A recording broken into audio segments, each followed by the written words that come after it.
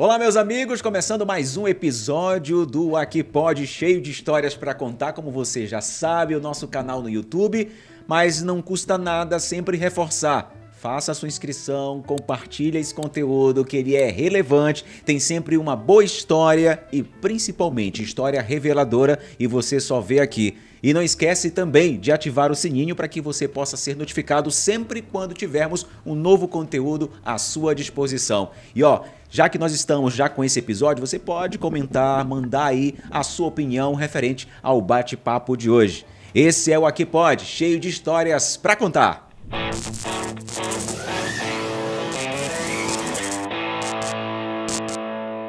E esse episódio tem um oferecimento da Resolve Energia Solar. Você sabe que a Resolve é a maior empresa de energia solar do norte e nordeste do Brasil.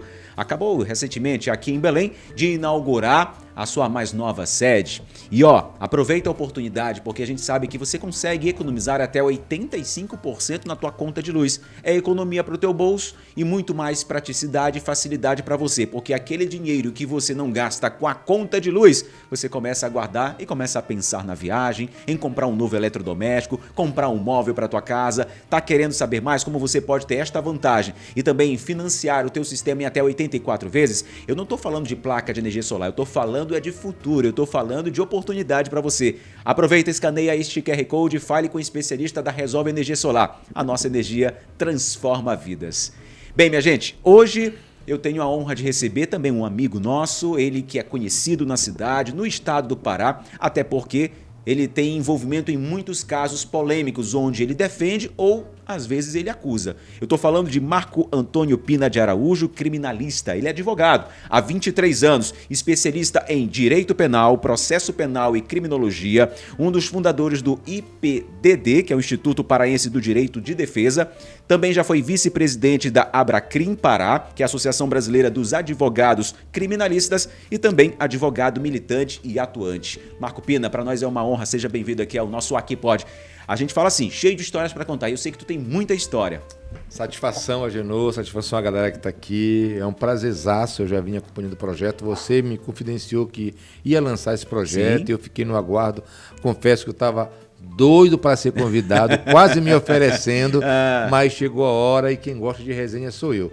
Você quer falar e eu tô doido para contar. Coisa então boa. Vamos unir o útil ao agradável, muita história nesses 23 anos de advocacia criminal, né? Muito sofrimento, muita luta, muitas coisas inacreditáveis, futebol clube, que a gente vê até boi voar no direito, na advocacia, na delegacia, em julgamentos, enfim, vai ser um papo agradabilíssimo. E olha, você, Pina, também já atuou fora do estado, né, em grandes operações, como em Alagoas, no Acre, também no estado do Maranhão. A gente, graças a Deus, na nossa caminhada aí a gente tem processo em vários estados do Brasil, viaja atuação sempre. Em Brasília também, né? Sim, sempre. Brasília sempre, o STJ, Supremo, o TRF1, a gente sempre está por lá nos grandes julgamentos também. Agora, Pina, como é que é ser advogado em pelo menos 80 comarcas do estado do Pará e seus 144 municípios?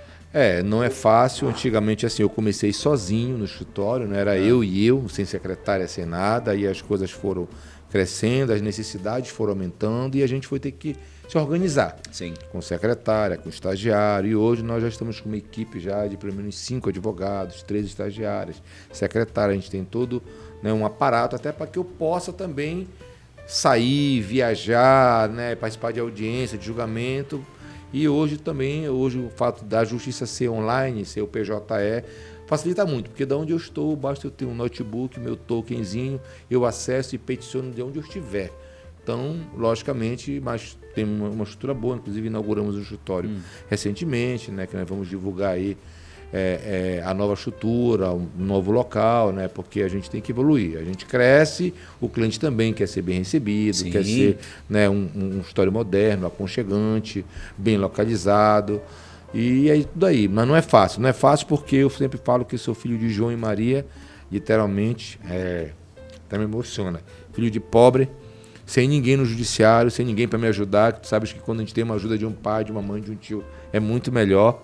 Né? Mas eu tive que abrir os meus caminhos na marra, né? Com preconceito, né? Com discriminação, com tudo que imaginar, mas eu consegui nesse seleto espaço da advocacia criminal, que não é qualquer um que chega, Genô, não é. Muita gente quer, muita gente sonha, muita gente quer ganhar milhões. Sim. No início, e não é assim. A advocacia não é fácil, a advocacia é um sacerdócio. Eu digo que a advocacia é uma amante exigente. Não tem dia, não tem hora. Quantos finais de semana eu já passei e ainda passo quando preciso, né? Quando o cliente contrata, quando é um caso de final de semana, um flagrante, uma custódia, e a gente está lá, larga tudo, filha, família, passeio, viagem, né, vinho, tudo para a gente poder realmente atender o cliente e ganhar os honorários, porque a gente tem uma estrutura grande, tem uma folha de pagamento, tem compromissos e, acima de tudo, o amor que eu tenho pela advocacia. Eu amo, eu sou louco, eu sou tarado por advocacia criminal. Seja na defesa de algum acusado, que todo acusado, independente do crime mais hediondo que cometa, tem direito a uma defesa. Quem diz isso não sou eu, é a Constituição. Assim também, quando as famílias das vítimas precisam de um advogado para acompanhar um inquérito do processo, porque muitas vezes as vítimas, as famílias ficam sem informação, ficam perdidas, e aí contrata o advogado, que é o chamado assistente de acusação, para atuar desde o inquérito até a sentença, até o júri, até em recurso, e assim vai. Agora, Pina, você é nascido em Belém? Em Belém do Pará, filho de um maranhense e filho de uma paraense. Nossa, aí como você falou, né? Sofreu e teve muito preconceito antes de começar. A gente ainda tem um pouquinho, mas hoje as pessoas já respeitam pelo nome, pela história, pela posição social. Criaste um nome, né? Graças a Deus, cara. Hoje tu te sente temido? Não temido, mas as pessoas me respeitam e assim, eu sou um cara muito do bem, muito tranquilo, mas eu sei brigar.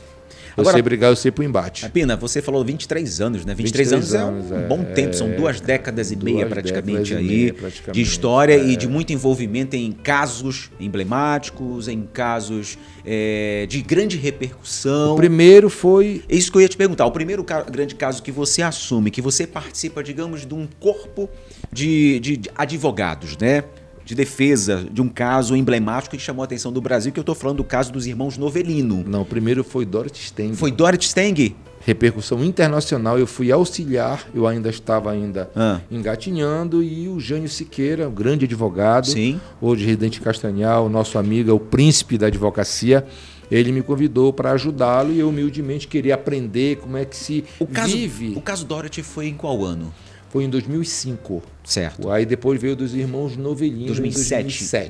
em 2005, o Jânio Siqueira foi a Brasília fazer a defesa oral do habeas corpus do Regivaldo Pereira Galvão, o Taradão, que era nosso cliente, né? E ele conseguiu a liberdade lá. E aí espocou em todo o Brasil, em toda a mídia, Suprema acaba de revogar e tal. E como não daria tempo dele chegar em Belém, né? E naquela época o advogado ia com alvará de soltura oficial até o presídio pegar o cliente lá. Então toda a imprensa do Pará estava em frente ao CRC. Que na verdade não foi só um caso que envolveu a imprensa do Pará ou Brasil. Não, na verdade é um mundo, foi internacional. Foi o mundo. E aí ele, Marco, vai lá, cumprir o alvará, que a família que eu não vou chegar a tempo, só vou chegar de madrugada, não tem voo. Você defendia os acusados do crime? Eu estava junto na defesa com o Jânio, que era o defensor do Regivaldo Pereira, o Taradão, um dos acusados de ser os mandantes, um dos mandantes do consórcio da morte da irmã. E eu fui ao CRC, e quando eu cheguei lá novo, nunca tinha dado uma entrevista, nada,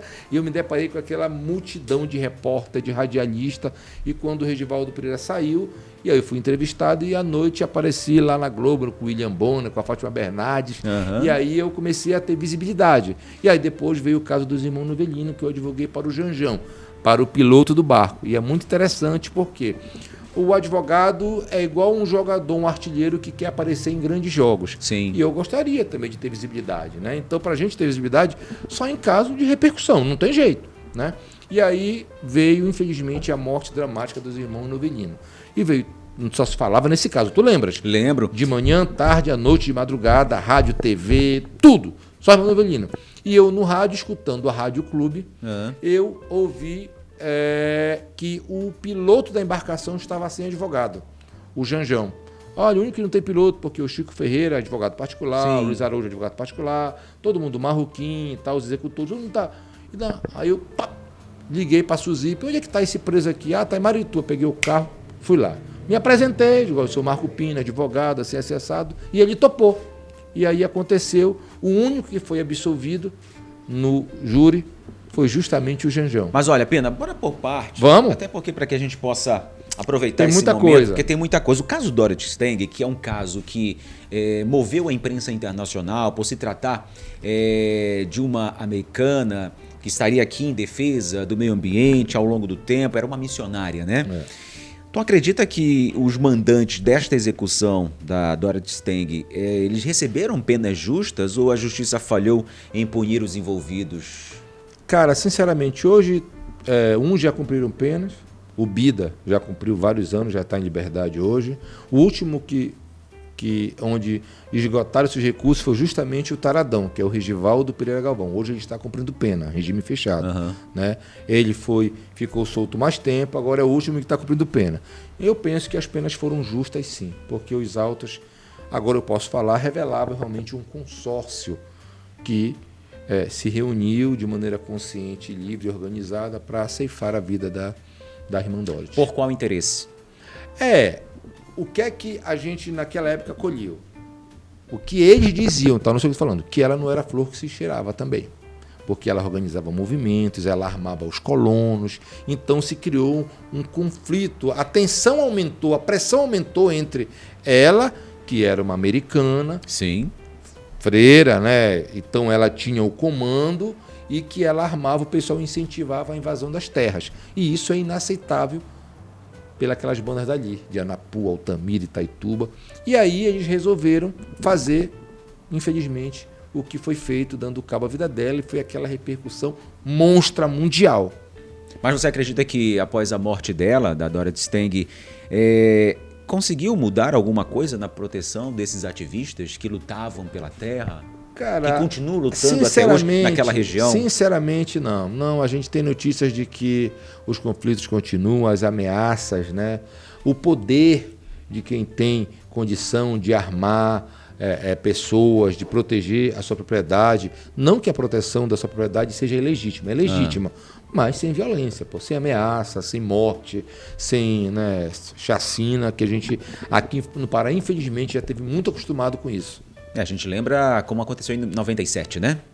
Do emblemático também caso de Eldorado dos Carajás. Agora, nesse momento da repercussão da morte de Dorothy Stang, houve também alguma interferência política ou grandes empresários, como você falou, no desenrolar deste caso, para atrapalhar as investigações ou mesmo pressionar as condenações o quanto antes? Olha, eu não sei se houve diretamente, porque às vezes a gente não sabe dos bastidores do que rola. Mas, indiretamente, eu acredito que tenha acontecido sim, porque o governo brasileiro foi cobrado. Entendeu? O governo estadual foi cobrado. Então, o judiciário, a polícia primeiro, né, para dar uma resposta, para buscar autoria, para buscar todo mundo envolvido, executor, mandante, partícipe, e depois, na fase judicial, o Ministério Público com denúncia, com a pronúncia, e o júri, e aí o júri realmente canetou, como nós dizemos na gíria jurídica criminal, canetou todo mundo, e aí está todo mundo, uns já cumpriram pena e outros estão cumprindo, no caso do Regivaldo. Tipo, para dar uma resposta imediatamente à opinião pública nacional e mundial? Sempre é assim, né? O país funciona assim. Então, algumas leis, um exemplo, como é que funciona? Como é que se criou a lei de crimes hediondos? Depois da morte daquela atriz Daniela Pérez, que chocou... Em 92. Isso, aí veio, salvo engano, a lei... Então, assim, as leis no Brasil, elas acompanham os fatos sociais, os crimes de repercussão, né? Um exemplo, hoje, a pessoa que é acusada de matar policial tem um agravante na pena. Hoje, a questão da mulher, feminicídio, em razão do gênero. Então, a lei acompanha a evolução da sociedade, a evolução da criminalidade também, e hoje eu já li alguma coisa que vão propor lá no Congresso em Brasília, pena de morte para quem matar policial. Eu acho que não vai passar, porque aí já vai chegar a um extremo, vai se abrir uma brecha perigosa. É uma proposta extrema? Eu penso que sim, cara, é extrema. Porque não é cultura do Brasil. Nos Estados Unidos tem, e lá também tem as suas restrições. Não são todos os estados que aderiram pena de morte. Perfeito, é isso aí. E aqui no Brasil... Agora, como é que se discute essas ideologias? Obviamente que quando a gente observa, você sabe, eu apresento o programa, um telejornal policial, e a gente se depara com assuntos relevantes e que às vezes nos ocasiona não só entristecimento, mas revolta. pela gravidade de cada um dos crimes. E, obviamente, que a primeira coisa que o meu colega no estúdio, o cinegrafista, aquelas pessoas que estão acompanhando o programa no calor ali da nossa emoção, diz: pena de morte para esse vagabundo, pena de morte para esse assassino. A gente não está muito atrasado com relação a como nós deveríamos, como a justiça brasileira deveria analisar cada um desses crimes. Como você falou, existe um projeto de pena de morte para quem mata policial. Tudo bem, é um defensor da lei, é um defensor do cidadão de bem. Mas será que outros crimes já não poderiam? Como, por exemplo, estupro, feminicídio, homens que tiram vida, crianças que são assassinadas, crianças que são estupradas. Eu não estou dizendo o Agenor, eu estou falando pelo clamor mesmo de uma população que já não aguenta mais a banalização da violência. Mas será também que a população também já não aguenta mais os milhões de desviados na política? Quantas pessoas passam fome, deixam de estudar? Então, assim, é muito fácil o foco, o canhão para aquelas pessoas acusadas de crimes bárbaros. E é justo, é legítimo. Sim. Porque realmente, ainda mais quando é nosso parente, quando ataca um filho...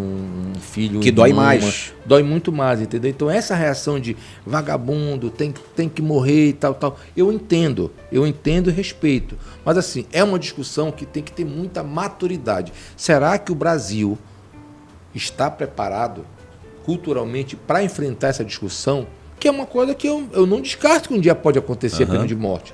Mas hoje, né, o Brasil precisa realmente ter uma base cultural, uma base educacional para que as pessoas possam discutir, né? Aí a gente vê, porque as leis, elas são feitas de onde?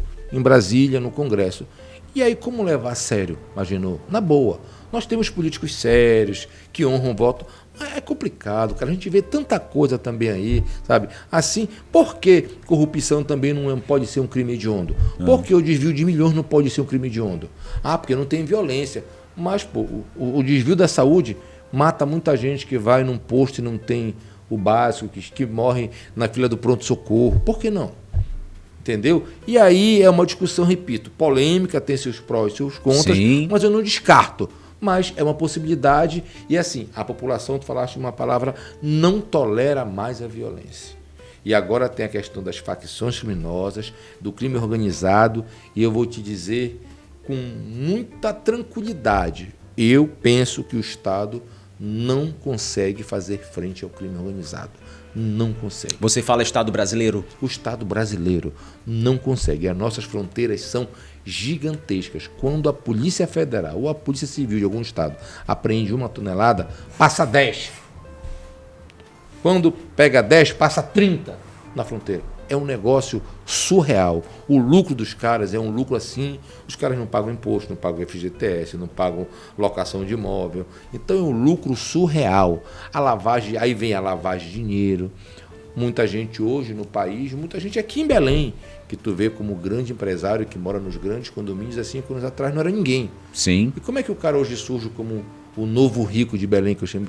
O cara compra a casa à vista no Montenegro Boulevard de 5 milhões na mala, no Grenville da Vida, no Cristal Ville. Como assim que a gente passa uma vida toda para comprar um imóvel, financia, dá uma entrada assim, assada, e aí vem os novos ricos? Então, muita gente hoje que se apresenta como um novo rico, um novo empresário, vem do tráfico de droga, vem da lavagem de dinheiro. Tu acredita que ao longo dos anos, então, o Estado brasileiro deixou de fato de se preocupar com o crescimento do crime organizado? Que a gente já fala, né? Crime organizado se organiza demais, é muito bem organizado. Como é que consegue quebrar uma barreira dessa? Um exemplo, o que acontece hoje, como você falou das facções criminosas, que chegam hoje em determinados bairros, onde você que é empresário, é um comerciante, tem que pagar a taxa do crime. Tu vê o exemplo no Rio de Janeiro.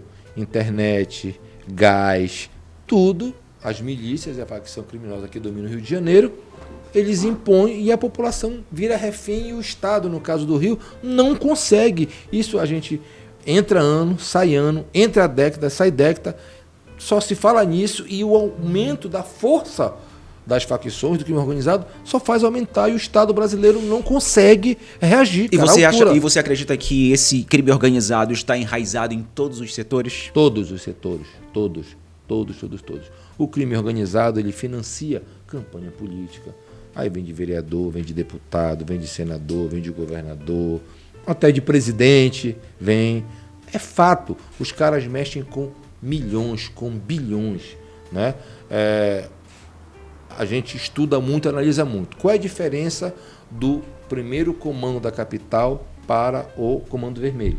O que a gente escuta muito, que a gente lê muito, estuda, analisa, vê especialistas de São Paulo, Rio. O PCC é aquele tipo de organização que visa o lucro, a lavagem de dinheiro, os caras fazem altos investimentos.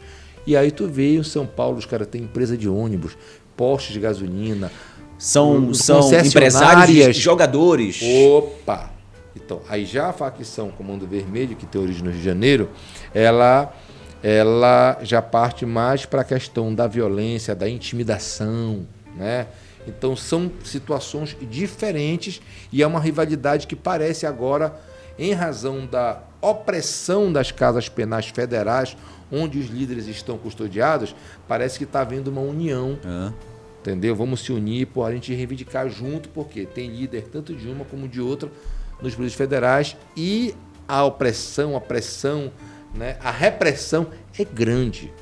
Os caras realmente, o ser humano não aguenta um presídio federal. Eu já estive lá com um cliente. Cara, até para o advogado é muito complicado entrar. Aqui no Pará, hoje, a situação está muito difícil, porque antigamente era a SUSIP, que era uma autarquia, né? E com todo respeito, mas era uma avacalhação só, a corrupção imperava, celular. Eu estava em casa de madrugada, gente me ligava de americano, doutor, e meu processo? Eu falei, pô, meu irmão, estou dormindo, cara. Abre de manhã e tal. Hoje não. Então, a partir do doutor Jabas Vasconcelos, que foi um ícone. Botou uma ordem. Podem falar o que for do Jarbas, mas existe um sistema prisional antes do Jarbas e um sistema prisional depois do Jarbas. Tu achas que é por isso que nunca mais de lá para cá aconteceu uma rebelião, uma revolta interna? E isso era costumeiro, todo mês se via. E eu te pergunto, Pinda, então de lá para cá eles tentavam começar a tentar reprimir as forças de segurança? Comandos de dentro da cadeia, matar policiais, agentes da segurança? Tanto é que, inclusive, a Delegacia da Polícia Civil do Pará teve que criar uma delegacia de combate à morte de agentes públicos, porque começou essa história a vir para cá de matar policial, penal, militar, guarda municipal. Isso não existia aqui, mas começou por quê? Por causa da organização que a SEAP, né, a antiga SUSIP, criou, da restrição às coisas, da proibição das coisas, e realmente hoje não tem celular e nenhuma cadeia do estado do Pará não tem celular. Realmente é a revista rigorosa, né? Em algumas situações, eu confesso, até passam dos limites, a questão da tortura ainda. Isso gera revolta internamente. E é lógico que aí vem as ordens para que os caras nos apertam aqui, então vamos reagir lá fora. E aí os recados vêm de dentro para fora. Infelizmente, alguns colegas advogados acabam se perdendo no meio do caminho, né? E deixam a atuação como advogado e passam a ser pombos correios. Já te utilizaram como pombo correio? Tentaram, mas na primeira eu digo, amigo, eu fiz direito e fiz prova para o OAB, eu não fiz prova para o correio. Eu sou advogado, eu não sou carteiro. Então, meu irmão, se você quer meu serviço, eu vou lhe dar, eu vou entregar a informação processual. Ah, não, mas é só um recado. Amigo, deixa o seu recado para quando a sua visita vier e você fala, mas para mim não. Ah, doutor, então não serve. Um abraço, valeu, tchau. E pronto. Quando me ligo, doutor e tal, olha, eu só quero contratar um advogado de recado. Eu digo, minha querida, então você ligou para o advogado errado, porque eu sou advogado de trabalho, eu não sou de recado. Porque tem. Então procure aqui, mas eu não sou, então eu corto logo, não quero papo. Agora, Pina, ainda só para nós finalizarmos, o caso da Dorothy, por exemplo, que é um dos casos emblemáticos que você também esteve na defesa dos acusados, de um dos acusados do crime. Muitos acreditam que esses crimes, como o que aconteceu com ela, continuam acontecendo porque os verdadeiros mandantes, geralmente grandes fazendeiros ou empresários, continuam protegidos pelo sistema. Tu acredita nisso? Tu Concordo, concorda? Totalmente. O sistema é bruto, cara, infelizmente, né? E, assim, o nosso país, infelizmente, que é um país rico, maravilhoso, lindo, mas é um país cheio de interesses, né? Então, realmente, e às vezes deságua na justiça esses interesses, né? Então é complicado, mas eu super acredito que existe proteção, continua existindo confusões, pessoas sendo blindadas, né? E aí tu vem aquele nível, quando é pobre, preto e tal, E de fato acontece muito isso. Nós estamos vivendo um caso emblemático, né, de um ex-deputado estadual condenado a um crime horrível, estupro, uma criança de 9 anos, que está caminhando para a prescrição vergonhosamente. Ele nunca botou o pé numa cadeia. E aí nós temos outras pessoas, né, às vezes mais humildes, que às vezes não têm condição de pagar o advogado, que por uma coisinha pegam 15, 20 anos e cumprem rigorosamente a pena. Então, são essas coisas que eu, particularmente, eu sou advogado de defesa, mas eu sou cidadão de tudo, né? Eu não me deixo levar, eu não me deixo emprenhar, e eu falo mesmo, cara, eu falo mesmo, porque eu sou independente, o meu contra-cheque quem faz sou eu que corro atrás, não tenho rabo político preso com ninguém, respeito todo mundo, me dou com esquerda, me dou com gente da direita, com extrema esquerda, extrema direita, centro, né? Quando viaja a Brasília sempre volto com alguns deputados, senadores, a gente bate para falar pina, que a gente se conhece, né? E o Remo e tal. Sim. Mas na boa, mas rabo preso com ninguém não. O certo é o certo, o justo é o justo. Agora, Pena, depois desse crime também de grande repercussão em 2005 da Dorothy Stang, da missionária Dorothy Stang, veio o crime também emblemático que chamou a atenção da opinião pública nacional, não só do Estado do Pará. Irmãos Novelino, exatamente. Onde foram brutalmente assassinados. O Biraci e o Quitã, né? Exatamente. E eu lembro desse fato, ainda não era do jornalismo, ainda não era da televisão, era apenas um jovem telespectador que acompanhei esse caso de perto. Não tem quem não lembra, né? Pela televisão. E durante as investigações houve suspeitas de que o crime teria envolvimento de mais pessoas do que os condenados. Tu acredita que todos os responsáveis foram realmente condenados nesse crime bárbaro? Eu acredito, cara. Pelo que eu li nos autos, pelo que eu estudei na época, fiz o júri, participei de um júri de uma outra pessoa acusada. Eu acredito, sim, que as pessoas, né, pelo menos os autos provam isso, né, cara? Pelo menos os autos provam isso, né? Eu não gosto nem muito de fazer juízo de valor, porque às vezes as pessoas podem se melindrar e tal, mas assim, né, é complicado, mas eu acredito que eu só acho que a pena foi exacerbada, tá? Foi 80 anos para cada um. Foi apenas pena 80 anos para todo mundo. Foi uma pena exacerbada, né? E eu digo também que neste julgamento houveram alguns interesses, tá? Um caso de muita repercussão, onde as vítimas eram pessoas, não eram pobres, eram ricas, milionárias, né? Com uma família influente no estado do Pará. Na época, o deputado Alessandro Novelino estava no auge, deputado estadual, uma grande influência, o pai e tal, enfim, pessoas que eu respeito, me dou muito. E quem eram os irmãos Novelino? Olha, o Quitã era um jovem, um cara que gostava da noite, um empreendedor, né? Um cara que chegou a ter banda, trio elétrico, tudo. E o Quitã os dois eram empresários, mas o Quitã era mais ligado às empresas da família, né? E aí dizem que eles emprestavam dinheiro a juros. Uma espécie de agiota. É o que dizem os autos. Né? E os acusados também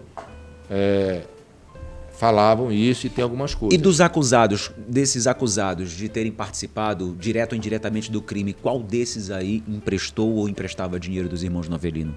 Cara, que foi condenado. Que tem nos autos era o Chico Ferreira. Quem tinha relação direta com os irmãos era o Chico Ferreira, que morreu até ano passado agora, né? Era ele que pedia emprestado e devolvia, pedia emprestado, devolvia, pedia emprestado. Só que em dado momento, para que o Chico Ferreira pudesse bancar a campanha política, né, de uma então governadora, de um então senador e de um então deputado, pediu X milhões para os caras. Beleza, na expectativa de que essas pessoas ganhassem poder, em especial o governo do estado, para que depois voltasse com juros e tudo. E não deu certo. A candidata a governo perdeu a eleição. E como é que devolve? 2, 3, 4 milhões. E aí os irmãos, segundo consta nos autos, começaram: Chico, nosso dinheiro, Chico, nosso dinheiro, Chico, nosso dinheiro. E o Chico, sem saída, não estava numa situação financeira legal, né? Teria arquitetado, marcou uma reunião na empresa dele, atraiu os irmãos dele, que nunca os irmãos que eram amigos, parceiros, prestavam o dinheiro tudinho. E os irmãos, eu penso que nunca achavam que o Chico Ferreira teria coragem de fazer isso, né? Os irmãos foram atraídos até a empresa do Chico, e aí foi simulado, segundo consta nos autos, um assalto, onde os irmãos foram amordaçados, foram estrangulados, e aí depois a morte veio o camburão, que os irmãos tinham quase 2 metros, tiveram que colocar eles em posição fetal, porque eram muito grandes, aí se quebrou fêmur, se quebrou tudo, para poder colocar nos 2 camburões, né? Foi-se levado até o porto Princesa Isabel, onde já estava lá um barco esperando, e o meu cliente na época, o Janjão, era o piloto do barco. O camburão foi, e aí partiu, e no meio lá do Rio da Maré, colocaram, já estava também um bloco de concreto para poder segurar eles no fundo da baía, e em determinado momento foi jogado o primeiro corpo e mais adiante foi jogado o segundo corpo. Esta é a história, né? E aí quando explodiu a história, a família fez um enterro simbólico dos irmãos, que é muito doloroso, né? Tanto o velório como o enterro foi simbólico, ou seja, o caixão vazio porque não encontrava os corpos, né? E aí, em uma visita ao meu cliente, o Janjão, ele diz: doutor, naquela época ele sabia, né, ouvia rádio e tal, tudinho lá na cadeia, doutor, eu posso ajudar a localizar esses corpos. Falei: sério? Sério. E aí, se eu voltar de onde nós partimos, eu consigo, pelo farol, eu consigo identificar onde mais ou menos. E aí, naquela época, eu me lembro que a família mobilizou, tem recurso financeiro, né? Mobilizou os amigos com jet ski, com lancha, foram para a Bahia, jogaram o GPS para tentar, até o nosso colega Neto da DOCA ajudou muito na época e tal, mas não localizaram o corpo. Passaram-se dias. 15 dias, se eu não me engano, sem localizar, ou até mais, o corpo. E aí eu procurei, na época, o delegado Gilvandro Furtado, não sei se ele era o delegado geral ou era o delegado que estava à frente do caso. Doutor, tudo bom e tal, ninguém me conhecia, olha, eu sou de Marco Pino, sou advogado e tal. Ele falou que ele consegue localizar. Sério? Sério. E aí se montou toda uma estrutura, se tirou o Janjão, ele foi para lá e na mesma hora que eles saíram para simular como tudo aconteceu, chegou em dado momento, ele para. Eu me lembro que nesse farol aqui, foi por aqui. E aí mapearam tudinho, para. No outro dia acharam os 2 corpos. E aí foi a família, os corpos realmente então, todos detonados, e a família pôde fazer o velório e o enterro realmente com os corpos. Então foi a partir do Janjão que se descobriu a autoria do crime? A partir do desaparecimento? Não. O Janjão colaborou para que os corpos tenham sido encontrados. Mas aí já se sabia que o autor do crime seria o Chico Ferreira. As pessoas, isso. E o Chico Ferreira já estava com a prisão decretada, foragido, escondido, foi preso numa clínica psiquiatra Mário Machado, e eu não me recordo dos outros envolvidos, se já estavam presos ou não. Eu acho que já. Faltou só o Chico Ferreira, que foi o último que ficou foragido. Agora, Pina, é um crime emblemático, um crime que mostrou uma certa brutalidade, grande brutalidade, que chocou a sociedade paraense. Tu acredita que essa motivação foi apenas financeira ou também havia um outro fator em jogo? Olha, eu penso que o Chico Ferreira... Pelas ameaças? Não digo ameaças. De morte, talvez? Não sei, porque isso não tem nos autos relatos que ele foi ameaçado de morte. Eu penso que ele se sentiu na seguinte situação: eu não tenho como devolver. Quem eu investi, para que eu emprestei, com a certeza de que eu ganhei a eleição, não ganhou. Os caras não têm como me pagar para pagar os irmãos. Eu não tenho de onde tirar. E aí? E ele pensou, se sentiu acuado, vou simular um assalto, vou dar finetes e não devo mais ninguém. Só que não existe crime perfeito. E aí se descobriu aos poucos, se descobriu tudo, o quebra-cabeça foi se montando, né? E infelizmente, né? E nesse caso teve alguma pressão também política para que o caso fosse logo solucionado, resolvido, julgado? Na época o deputado Alessandro Novelino era deputado, era uma família rica, milionária, e houve sim, tanto que depois nós advogamos para um outro acusado, né? E o acusado tinha dificuldade de locomoção, tudinho, ele estava numa casa penal que não tinha adaptação, né? E nós, eu e o outro colega, Nós entramos com habeas corpus, na época o desembargador aposentado concedeu uma liminar determinando que a SUSIP tirasse de lá e colocasse numa casa penal onde ele pudesse realmente, né, ter a acessibilidade garantida.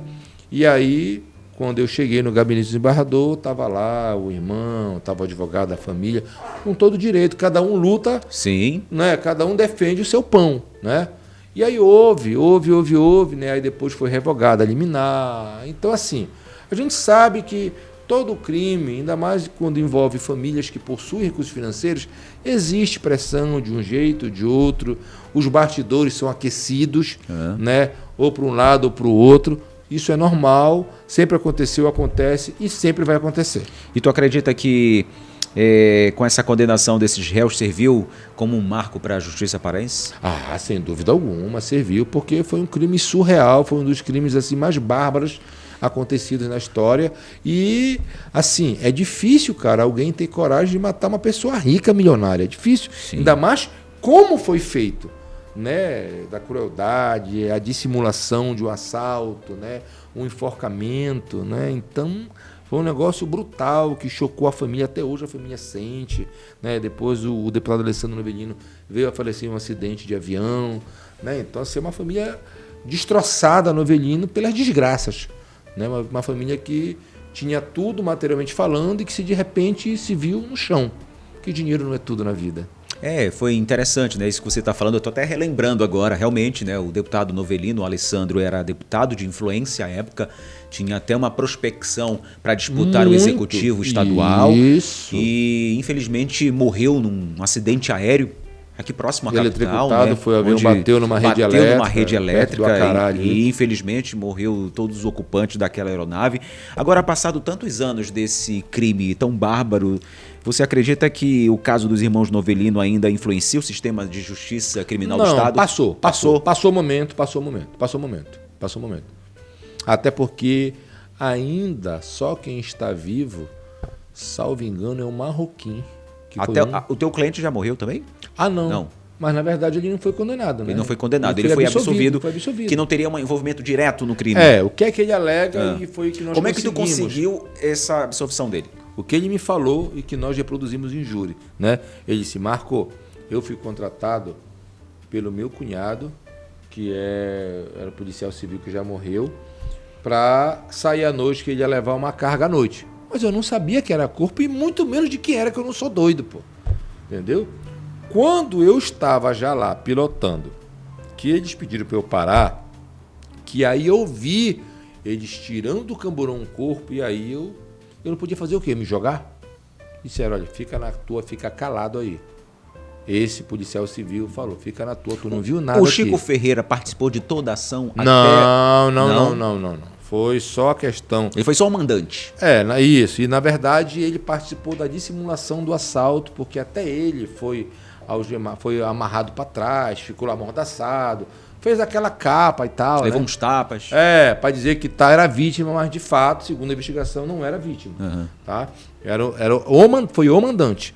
E aí, cara, e aí o cliente disse, o Janjão disse que eu não pude fazer nada. Aí eu vi lá os corpos sendo retirados, eu vi ainda o meu cunhado, que era cunhado dele, chutar a cara de uma das vítimas e tirar um Rolex do braço com a seguinte frase, que é muito cruel. E ele falou isso no júri: pra onde tu vai, que é pro inferno, tu não precisa de Rolex, vagabundo. E tirou o cordão, tirou o Rolex, pra te ver sua crueldade. Imagina um pai, imagina um irmão, a família toda ouvindo um negócio desse. E aí, no júri, meu cliente reproduziu tudo isso que aconteceu. Tudo aquilo que foi falado. E a nossa tese foi a negativa de autoria, de que ele estava assim no local, mas nunca imaginava que seria piloto de um barco onde transportar 2 corpos de 2 pessoas tão importantes, ricas, milionárias, no estado do Pará. E essa tese foi defendida até a absolvição dele. E ele foi absolvido. O júri foi o único que saiu de lá absolvido, e aí daí eu ganhei também uma projeção legal, tudinho. E a partir daí as coisas começaram, graças a Deus, a acontecer para mim. Agora, Pina, após um crime, após um julgamento como esse, como é que fica a mente de um advogado? Tudo bem que você ganhou a causa, ganhou a ação, conseguiu que aquele teu cliente não fosse condenado comprovando que ele não teria autoria ou participação direta num crime. Mas passado isso, tem uma comoção mental, psicológica referente ao crime, aos outros condenados? Não, assim, o que eu me batia muito antigamente era crime, e ainda me bato um pouco porque eu tenho uma filha de 15 anos, linda, né? Mas assim, era crime sexual. E até hoje eu advogo muito, porque, cara, impressionante como violência sexual contra criança e adolescente no estado aqui, cara, é um negócio surreal. As varas são superlotadas de processo. Tanto é que a SEAP tem uma casa penal, uma cadeia só para quem responde provisoriamente para estupro de vulnerável e quem é condenado por crime sexual. E tem muita gente na casa penal, tá? Que tudo possa imaginar. Médico, advogado, pai, avô, tio, vizinho, o que tu imaginar, irmão, tudo, cara, é um negócio surreal. Então, o que me comove ainda, que eu fico assim, às vezes, porque é muita história surreal, pô, tu vê uma criança, uma adolescente de 9 anos, depois de um especial, chorar, dizer, ele fez isso, pegou a minha parte, fez isso. Como é que eu ouvi no momento daqueles relatos? Porque a gente sabe que uma criança, um adolescente, eles têm todo um trabalho de preparação para chegar a esse momento de revelar o crime que era feito contra eles, né? Tem todo um apoio em volta disso, cara, a gente sabe. É difícil. Mas como é que eu ouvi um relato desse? Difícil, saber que o filho ou a filha disse que o pai, o tio, o vizinho, não importa quem seja, o agressor, cometeu um crime tão bárbaro. Há 2 anos atrás eu defendi um amigo pessoal que me procurou, Marco, eu fui intimado lá para um Propaz, né? Uma sobrinha minha estava tendo problema na escola e numa entrevista ela revelou que eu teria abusado dela. E aí? Não, cara, não é um funcionário público, né, do Estado, do governo do Estado e tal. Vamos lá, foi a delegada pediu a prisão preventiva dele, eu descobri, mandei ele se sair daqui de Belém, consegui a revogação e enfrentamos o processo. No decorrer da investigação, uma outra sobrinha fala para o irmão dele que foi abusada pela mesma pessoa. E depois os 2 filhos dele falaram, mãe, papai já abusou da gente. E aí, cara, é complicado. E aí eu ainda consegui levar, entendeu? Ainda consegui... Como é que é atender? Recorrer, cliente desse? Tudo, mas no final ele pegou ao todo 78 anos de prisão. Coisa. E está cumprindo pena hoje. Que eu falei, amigo, um dia eu não sou milagreiro. Um dia os recursos vão acabar. E só tenho 2 hipóteses para ti, sendo bem sincero. Eu falo aqui na maior tranquilidade. Uma, ou tu espera chegar o mandado de prisão para te cumprir pena, ou tu vai-te embora daqui e some. E ele decidiu esperar. E foi preso na casa dele. E já sabia que você falou, saiu do mandado de prisão. Acabou, esgotei todos os recursos, não tinha mais para onde ir. O que eu inventar mais? A gente sabe que na defesa, Pina, existem vários recursos para até ele chegar ao esgotamento. Alguns protelatórios que a gente empurra.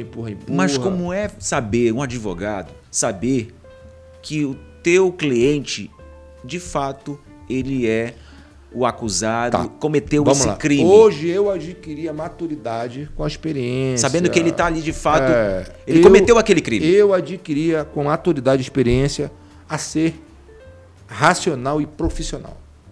0 emoção, 0 passionalidade. Eu sou profissional.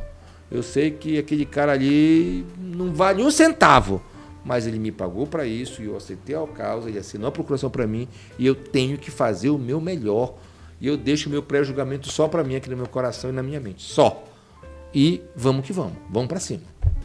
Tanto de um lado, na defesa, quanto na assistência de acusação, quando é para representar família de vítima, caso de Lancha, Yasmin e esses outros mais que tu vai chegar lá. Vamos chegar nesses assuntos aí, que são assuntos também de grande repercussão. Como tu falaste no caso Yasmin, a gente pode pular para esse caso, porque a gente sabe que foi um outro caso muito emblemático. Dia desses a gente estava recebendo aqui a Bruna Lohane, que na época também se envolveu muito nessa... E eu vou te falar, esse inquérito policial se deve muito à atuação da Bruna Lohane. O desfecho do caso se deve muito à atuação dela, porque ela foi fundamental para deixar o caso aquecido na rede social e na grande mídia, porque às vezes ela divulgava a coisa por primeiro que ninguém sabia, depois que as pessoas iam correr atrás da informação, os jornais, telejornais e tal, mas ela foi fundamental, a Bruna Lohane, neste caso Yasmin. Ela pautou a imprensa. Total. no jeito de ser dela, na maneira dela de colocar a situação, mas ela foi fundamental. E o que chama atenção nesse caso, Pina, é que o caso Yasmin, essa jovem, Yasmin Macedo, uma jovem que infelizmente morreu dessa maneira, é mais um daqueles casos onde os acusados são pessoas de posse, pessoas com dinheiro. Yasmin não era uma pessoa de posse, não era uma pessoa de dinheiro, era uma estudante universitária que foi convidada para estar naquele dia fatídico, infelizmente, onde dentro daquela embarcação estava muito acima do que era o 19 suportado, pessoas, né? né? 19 pessoas numa embarcação que era para ter apenas 6 pessoas, ou seja, ela estava superlotada, né? Numa festa, numa brincadeira. E a polícia concluiu que a Yasmin caiu da lancha e se afogou. Mas há alguma dúvida sobre o que realmente aconteceu naquela noite? Com toda certeza, se não houvesse dúvida, o Lucas Magalhães, né, que é defendido por um brilhante advogado, o Dr. Neto, meu amigo, um cara profissional, se não tivesse dúvida, ele não teria sido denunciado, ele não teria sido denunciado pelo Ministério Público e não estaria agora pronunciado aí ao Tribunal do Júri, e o Dr. Neto está quebrando a cabeça, rebolando, recorrendo para tentar reverter, muito embora com toda honestidade e humildade seja muito difícil o Lucas Magalhães escapar de um Tribunal do Júri. Então, qual vai ser o resultado do júri, eu não sei, porque o júri popular tudo pode acontecer. E lá não tem empate, ou é vitória ou é derrota, ou tu é condenado ou tu é absolvido, não tem meio termo. Então essa versão para a justiça não é confiável? Com toda certeza não. A polícia o indiciou, o Ministério Público denunciou e o judiciário, vendo que havia indícios de autoria e materialidade, que é o que basta, proferiu uma sentença de pronúncia, que se chama, para que ele possa ser submetido ao Tribunal do Júri, e aí o júri vai decidir, que é o júri popular, é o Tribunal do Povo. Agora, durante as investigações, Pina, a gente vai recordando, né? Surgiram inclusive rumores sobre a presença de drogas, bebidas em excesso ali na lancha com as pessoas envolvidas. Tu achas que esses fatores também podem ter sido negligenciados no processo? Quando foram, sim. E muita mentira nesse inquérito. Quando eu entrei no caso, que fui procurado pelo meu cliente na época, que hoje é um perito criminal, que estava sendo defendido pelo mesmo advogado do Lucas, que estava defendendo todo mundo, né? Eu estava na minha casa, no condomínio, e meu telefone toca. Doutor, tal, aqui eu falando tal, nesse caso, tal, eu queria muito falar com o senhor. Eu sei que é Natal. Eu digo, não, cara, vem aqui. Aí ele falou no condomínio, pô, doutor, eu não quero mais ficar com o mesmo advogado do Lucas, porque estão dando orientação pra gente, eu sei que isso vai dar confusão e eu não tenho nada a ver com isso. Eu conheci a Yasmin, nunca tive nada com ela, e sabe, tá todo mundo na rua me olhando, me apontando o dedo, no meu prédio as pessoas quando eu estou no elevador não saem do elevador, não querem entrar, e eu não posso levar essa culpa, e o negócio é muito sério, o caso... Ele estava apavorado, cara. Falei, meu irmão, qual foi a verdade? O que rolou lá? Não sei o que, não rolou nada, não. Pera aí, tu queres que eu te ajude? Eu vou te ajudar. Agora eu preciso que tu me dê elementos para te ajudar. Porque se tiver que esse papo não rolou nada, não vai colar. Eu vou comer o teu dinheiro, que eu vou te cobrar caro, tu tem condição de pagar pelo teu carro que eu já vi aí fora. Mas assim, agora se tu quer fazer um trabalho sério para te livrar de um homicídio qualificado, isso aí vai acabar com a tua vida, com a tua carreira. Ele tinha sido acabado de ser nomeado pelo governador perito. Tinha acabado de passar num concurso, pô, para a polícia científica. Né? Não, então vou lhe falar. Tem umas coisas que disseram pra gente não falar. O que foi? Rolou tiro na lancha. Aí começou a soltar. Então, é isso que tu quer? Então, nós vamos revelar isso. Doutor, pelo amor de Deus, calma. Eu vou fazer. Tu já deste qual depoimento? 2. Não, eu repeti tudo que o advogado orientou, não falei nada. Todo mundo tá na mesma versão. Então a gente vai já... desfazer. Vamos já torar no meio isso aí já. Aí o Galeno, delegado Galeno, que hoje está na DIOI, fui lá, pensionei, me habilitei, doutor, ele quer ser ouvido, quer revelar fatos novos. Qual é fatos novos? Eu vou ir 2 vezes, fatos novos, o senhor vai gostar. Ele disse, sério, não vai se arrepender. E aí, de ter feito, quando chegou lá, o delegado falou, inclusive, me dá o teu celular aqui, desliga aí. Tá aqui, doutor, o celular dele, me dá a tua arma aí. Me dá, pegou, tá aqui. Ele deu 3 tiros, o Lucas deu 3 tiros, o outro deu 2 tiros. O delegado ficou assim, hã? Doutor, tá todo mundo mentindo aí. Ele disse, pelo amor de Deus, tá todo mundo mentindo. Não é, Euler? Ele, doutor, tem muita mentira. Mas eu vou falar a verdade, porque eu não tenho nada a ver com essa porra. Aí, agora vamos lá. Aí foi quando eu saio lá na divisão de homicídio, toda a imprensa, né? Doutor, e aí? Falei, tá todo mundo mentindo. O quê? E aí causou o estrago. E aí foi que até a família da Yasmin começou a ter simpatia comigo, mesmo eu defendendo um dos suspeitos. Sim. Falei, porra, o Marco chegou e eu quebrei, torei no meio, mesma história. E não me arrependo. E esses tiros foram dados pela mesma arma? Pela mesma arma. Não, o Euler tinha a arma dele e o Lucas tinha a arma dele, se eu não me engano. O teu cliente tinha posse de arma? Tinha como perito tinha posse. Porque não tinha, o Lucas não tinha. Né? E aí, depois que aconteceu isso, o delegado pediu uma medida cautelar de busca e apreensão, foi na casa do Lucas, o Lucas se desfez da arma e eu... Eita! Olha... Tá quente o negócio mesmo. Tá quente o negócio, hein? E aí eu, para evitar que a polícia fosse até a casa do Euler, com mandado de busca e apreensão, eu, doutor, tá aqui. Sei lá, não tá aqui. Pô, Pina, obrigado, tá aqui, ó. Tá aqui. Quem não deve não teme, tá aqui. Eu sou assim, quem não deve, não. A história é essa? Ah, não é bem assim. Então vamos readequar. Mas a história é essa, então vai ser essa versão aqui. Pá. E aí fui lá, apresentei, e aí o Lucas começou a se enrolar. Aí teve outro episódio também, que foi a reconstituição dos fatos. Né?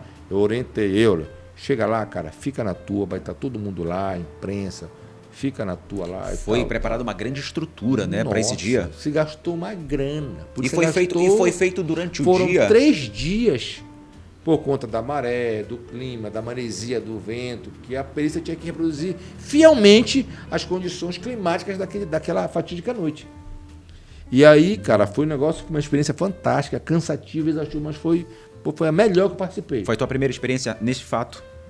De fato participar, presenciar? Não, eu já havia participado de outras reproduções simuladas já, em Ananindeua. Mas grandes, assim? Não, grande foi a primeira. E eu não sei se vai ter outra não, porque só que Deus o livre, aconteceu uma outra tragédia que a gente não quer, mas enfim. E aí, até a postura do meu cliente, falei, cara, fica na tua. Tudo isso soma, cara. Impressionante, a gente aprende, né? Porque as pessoas pensam, pô, aquele cara tá ali de boa. O outro acusado chegou todo cordão para fora, todo quarto de boçalidade. E aí, uma das câmeras, não sei qual foi, do Diário do Liberal, pegou. Lucas Magalhães chega rindo para reconstituição. Aí tu quebra o cara, pô. Entendeu? E eu lá na dele, tá calado. Tudo isso vai formando a opinião da autoridade, da sociedade. Não tem jeito. Não tem jeito. E aí, ao final, o delegado o indiciou, né, por posse legal, mas depois a gente resolveu porque ele tinha posse, e indiciou o Lucas pelo homicídio. E aí foi para ação penal e tal. E esse caso, a Marinha do Brasil foi fundamental, porque como o fato se deu a bordo de uma embarcação, a Marinha teve que instaurar um inquérito para apurar as causas. E aí, no inquérito, se descobriu a capacidade acima, né? O quão o Lucas, na condição de dono da lancha, assumiu o risco. Aquele que pilotava, não tinha marinheiro. Um fato primordial também nas investigações, que eu lembrei agora também, é a lancha ter sido rapidamente rebocada, terem lavado a própria lancha para talvez esconder qualquer característica. O que eu soube dos bastidores, que tinha droga na lancha sim, mas conseguiram tirar antes que a polícia chegasse e tal, fizesse a apreensão, que foi feita a apreensão da lancha, a perícia, né? E o Lucas ainda tentou desmontar a lancha, tirar o som, porque o som realmente é caro, entendeu? E aí foi uma confusão, porque ele não podia mexer na lancha na época, não sei se não foi orientado ou foi mal orientado na época, enfim, aí não é problema meu. Mas fato é que ele ainda tentou mexer na lancha e aí deu mais problema para ele. Agora, Pina, também teve um fato que foi importante, é que algumas testemunhas, como você falou, começaram a se desencontrar as versões. Até nesses então, crimes onde tem muita gente envolvida, é complicado. Dá problema, meu irmão, porque é difícil tu manter uma linha papo, sempre um ou outro. Olha, o exemplo, estou num caso agora da Tainara, da Nara, que aconteceu agora. Quando eu li o inquérito, não foi assim um simples afogamento. João falou um negócio, Beltrano falou outro, Maria outro, e aí eu começo a fazer a linkagem. Eu entrei com uma petição agora recentemente pedindo novas diligências, novas oitivas, reproduções dos fatos, porque a coisa está mal contada. É outro caso que a gente vai contar daqui a pouco, porque dentro do caso da Yasmin, algumas testemunhas relataram que ela estava em conflito com alguém dentro da embarcação, né? De acordo com algumas informações daquelas pessoas que estavam dentro da cena do desaparecimento. Essas informações foram levadas em consideração na hora da investigação sobre esse tal conflito que ela poderia ter com alguma outra amiga, entre aspas, porque de fato ali não estavam entre amigos, porque os amigos verdadeiros se esconderam, não falaram a verdade e infelizmente ficou só a Yasmin com a família, ou seja, a memória da Yasmin com a mãe. Essa situação rolou no inquérito de um possível conflito, mas isso não foi primordial para o indiciamento do Lucas, não foi. Não foi primordial. Isso aí foi um fato que ficou ali e tal, mas não foi fundamental para que o Lucas fosse indiciado e nem denunciado. Não foi. Houve alguma falha na condução entre Polícia Civil, entre Ministério Público também? Pelo contrário, foi uma belíssima investigação comandada pelo delegado Galeno, muito difícil. Nunca mais ouvi o Galeno, inclusive. Ele está na DIOI. Ele está lá, está meio escondidinho, está meio sem ser protagonista, né? Porque a divisão de homicídio, como é uma divisão de homicídio que muito caso de repercussão, sim. Então quem está lá sempre aparece. Sim. E hoje o Galeno é um cara especialista, um cara top, um dos delegados assim, na prateleira da Série A da Polícia Civil do Estado do Pará. Já foi delegado geral, inclusive. Delegado geral, um cara altamente treinado, fora do país, curso de BOP e tudo. Um cara muito top, o Galeno, muito top mesmo. E tu achas... a investigação demorou, tanto que a família ficou chateada, com toda a razão. Sim. Mas assim, às vezes não depende do delegado. É perícia, é diligência. Refaz, ouve. Tanto que as pessoas foram ouvidas 3, 4 vezes. Porque as versões iam mudando. São 18 pessoas, não são 8, são 18. Tu acredita que a justiça foi feita ou ainda há dúvidas sobre o desfecho desse caso? É uma pergunta que eu faço para ti, porque no começo, quando a gente começou a tratar sobre esse assunto, que eu te perguntei se a polícia concluiu que a Yasmin caiu da lancha, mas acredita que essa versão não é confiável, disse que não é confiável, então tu acreditas que a justiça foi feita ou ainda existem dúvidas? Olha, a justiça não foi feita ainda porque ele ainda é inocente, porque não houve julgamento, não houve trânsito julgado, não houve nada. Acontecer esse julgamento? Está em grau de recurso, o tribunal negou um recurso aqui da defesa do Lucas, e aí o advogado até encontrei com o Neto umas 2 semanas atrás no tribunal, ele está recorrendo para Brasília, para o STJ, né? Mas ele mesmo falou que ele acredita, e eu também acredito, que este ano esgota os recursos mas no máximo, primeiro semestre do ano que vem, o Lucas vai ao Tribunal do Júri. E qual tipo de julgamento? Júri popular? Júri popular, com aqueles 7 lá, acusação, defesa, né? E todo mundo que participou do evento vai ser ouvido como testemunha. Achas que pode haver condenação dele? Cara, tem muitos elementos para que aconteça. Porque do outro lado daqui, não sou advogado, tá, gente? Do outro lado daqui também não estou defendendo o Lucas, pelo amor de Deus, que isso não seja entendido dessa maneira. Mas quando a gente olha desse lado aqui, você percebe, obviamente que eu não sou da lei, né? Você é um advogado, você vai me corrigir se eu estiver errado. Tu olhas, tu vê, não houve crime, ninguém empurrou ninguém matou ninguém atirou em ninguém, mas ela desapareceu e morreu afogada. Como é que se julga mas desaparecimento e uma morte como essa? Neste caso, houve o dolo eventual. O que é o dolo eventual? Ele assumiu o risco de produzir o resultado morte no momento em que ele não tomou cuidados. Ele estava pilotando a lancha, estava sob efeito de álcool, apesar de ele negar. Assume o risco. Assume o risco, a mesma coisa. Eu, Agenor, o motorista. A gente está na noite por aí. Bora em Salinas agora. Tá doido, mano? Bora em Salinas, mano. Epa, tu tá bebido. Bora em Salinas, rapaz. Bora, vai, eu te me garanto. Eu pego meu carro, bebida, a gente sai, eu capoto ali em Castanhal, tu vem a falecer. Eu vou responder por homicídio por dolo eventual. Por quê? Eu estava dirigindo, eu não queria o resultado. Sim. Mas a partir do momento que eu pego o volante, bebido, eu assumo um risco que, olha, eu não quero, mas pode acontecer uma confusão e pode vir morte. Ponto. Foi isso o caso do Lucas, o dolo eventual. E aí você acredita que ele possa, de fato, ser condenado? Olha, tem muitos elementos. O Neto é um belíssimo advogado, vai ser o osso duro do roer para acusação, porque o Neto é muito fera, ele está muito bem representado, o Lucas, tá? Mas assim, quando for a julgamento, os fatos vão ser revividos, a imprensa, tudo, e a pressão é muito grande, cara. A pressão é muito grande. E o que acontece, eu sei porque eu estou lá dentro da arena de batalha. O que acontece aqui fora, em termos de repercussão, vai lá para dentro. Influencia muito quem julga, quem acusa, inclusive, e falo, né, de juiz, de promotor, porque todo mundo é ser humano, pô. A gente vê TV, a gente acessa o WhatsApp, todo mundo tem Instagram, tem grupo de promotor, tem grupo de juiz, tem grupo de advogado, tem grupo de testemunha, de réu, tem grupo de tudo. Então, todo mundo é ser humano, todo mundo sente na pele alguma coisa, entendeu? Então, é uma árdua missão para o Neto, para o advogado Francelino Neto, para o advogado Lucas, né?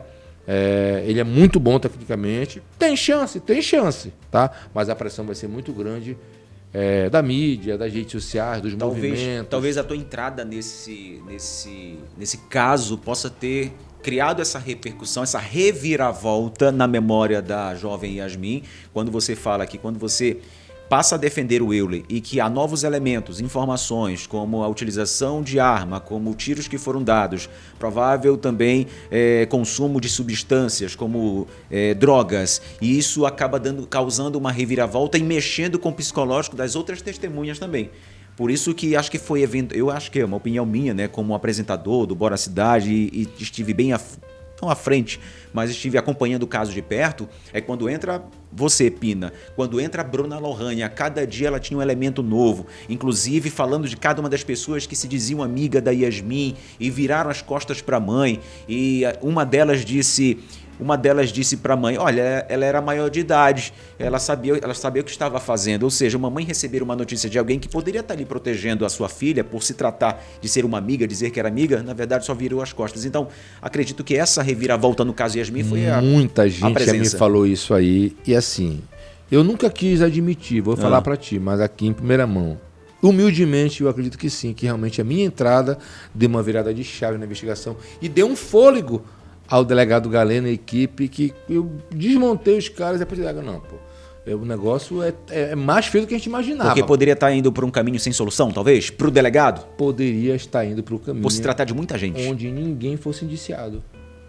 É isso aí mesmo. Por aí mesmo. Pina. Olha, aí vem, um tempo depois, vem aí o tal jogo do Tigrinho. Ei, muita rapaz. gente não sabia o que era o jogo do Tigrinho. Eu não sabia, passei a conhecer devido a um caso também emblemático de grande repercussão nacional que veio de lá para cá, não foi daqui para lá. Mas aí muitos influenciadores estavam já muito bem de grana, contratados por essas empresas chinesas, por esses chineses para atuar aqui e infelizmente enganar muita gente foi lesado com esse jogo de azar, assim como tantos outros que a gente já conhece há séculos, né?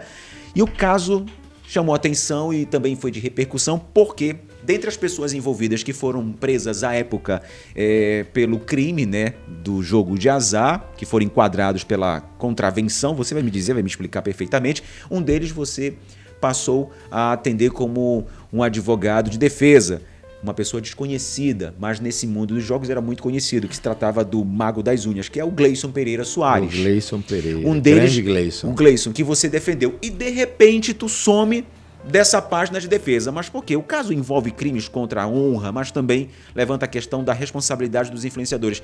Tu acredita que existe uma perseguição contra esses criadores de internet, criadores de conteúdo, ou eles estavam também influenciados com o crime? Agenor, este caso, assim, foi uma situação meio que estranha Como é que foi de eu assumir, né? Rolou a operação de manhã na Joy, né? Então o delegado Arthur Nobre e tal, pegou os alvos, todo mundo, a não ser a Noelle, que ficou foragida, né? Sim. A Noelle e outros também, né? Até o Lucas e uma outra menina e tal. Mas a maioria foi presa naquele dia para cumprir mandado de prisão temporária de 5 dias, tá?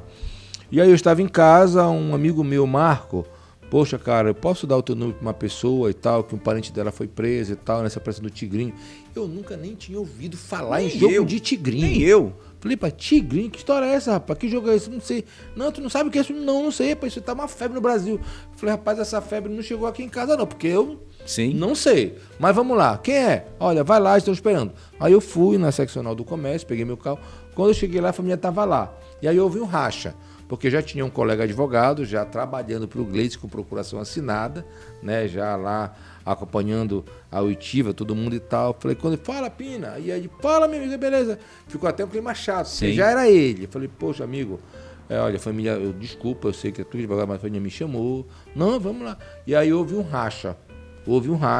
Uns queriam que ele ficasse, outros queriam que eu assumisse, né? Falei, olha, Falei, cara, você fica à vontade. Cara, o colega, o respeito já tá aí, eu volto à minha casa. Não, tu fica aí, quem vai decidir é ele. E aí pedi. Isso já na prisão? Já lá. E lá em Salinas? Não, aqui ainda no comércio. Após a operação, certo? A Salinas foi uma outra prisão depois. Outra prisão, tá. Isso. E aí, cara, aí a pessoa, doutor, tem como eu falar com o Gleison para ele decidir? E aí, aí foi lá falar com ele, olha, ele quer falar com o senhor.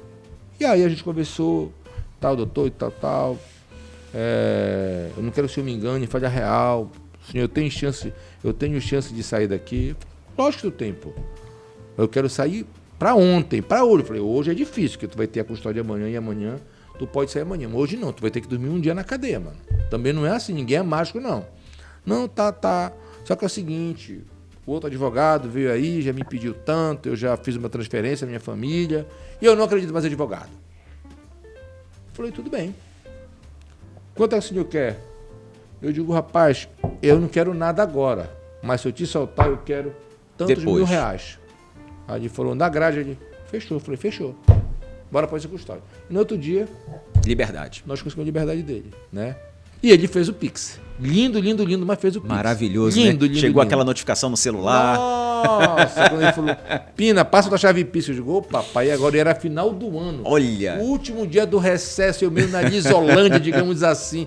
Rapaz, foi fantástico. Foi fenomenal, mano. Só que tu achava que o Gleison tá livre, vai responder em liberdade, só que ele passou a se envolver em várias polêmicas. Assim, o Gleison foi um grande cliente, eu aprendi muito com ele, um cara inteligentíssimo, um cara que saiu do nada pro tudo, não é à toa, não é fácil, né? Um cara difícil de lidar, porque tem um jeitão dele, mas é um cara, poxa, muito bacana, nós nos ajudamos, ele me ajudou muito e eu o ajudei muito também, né?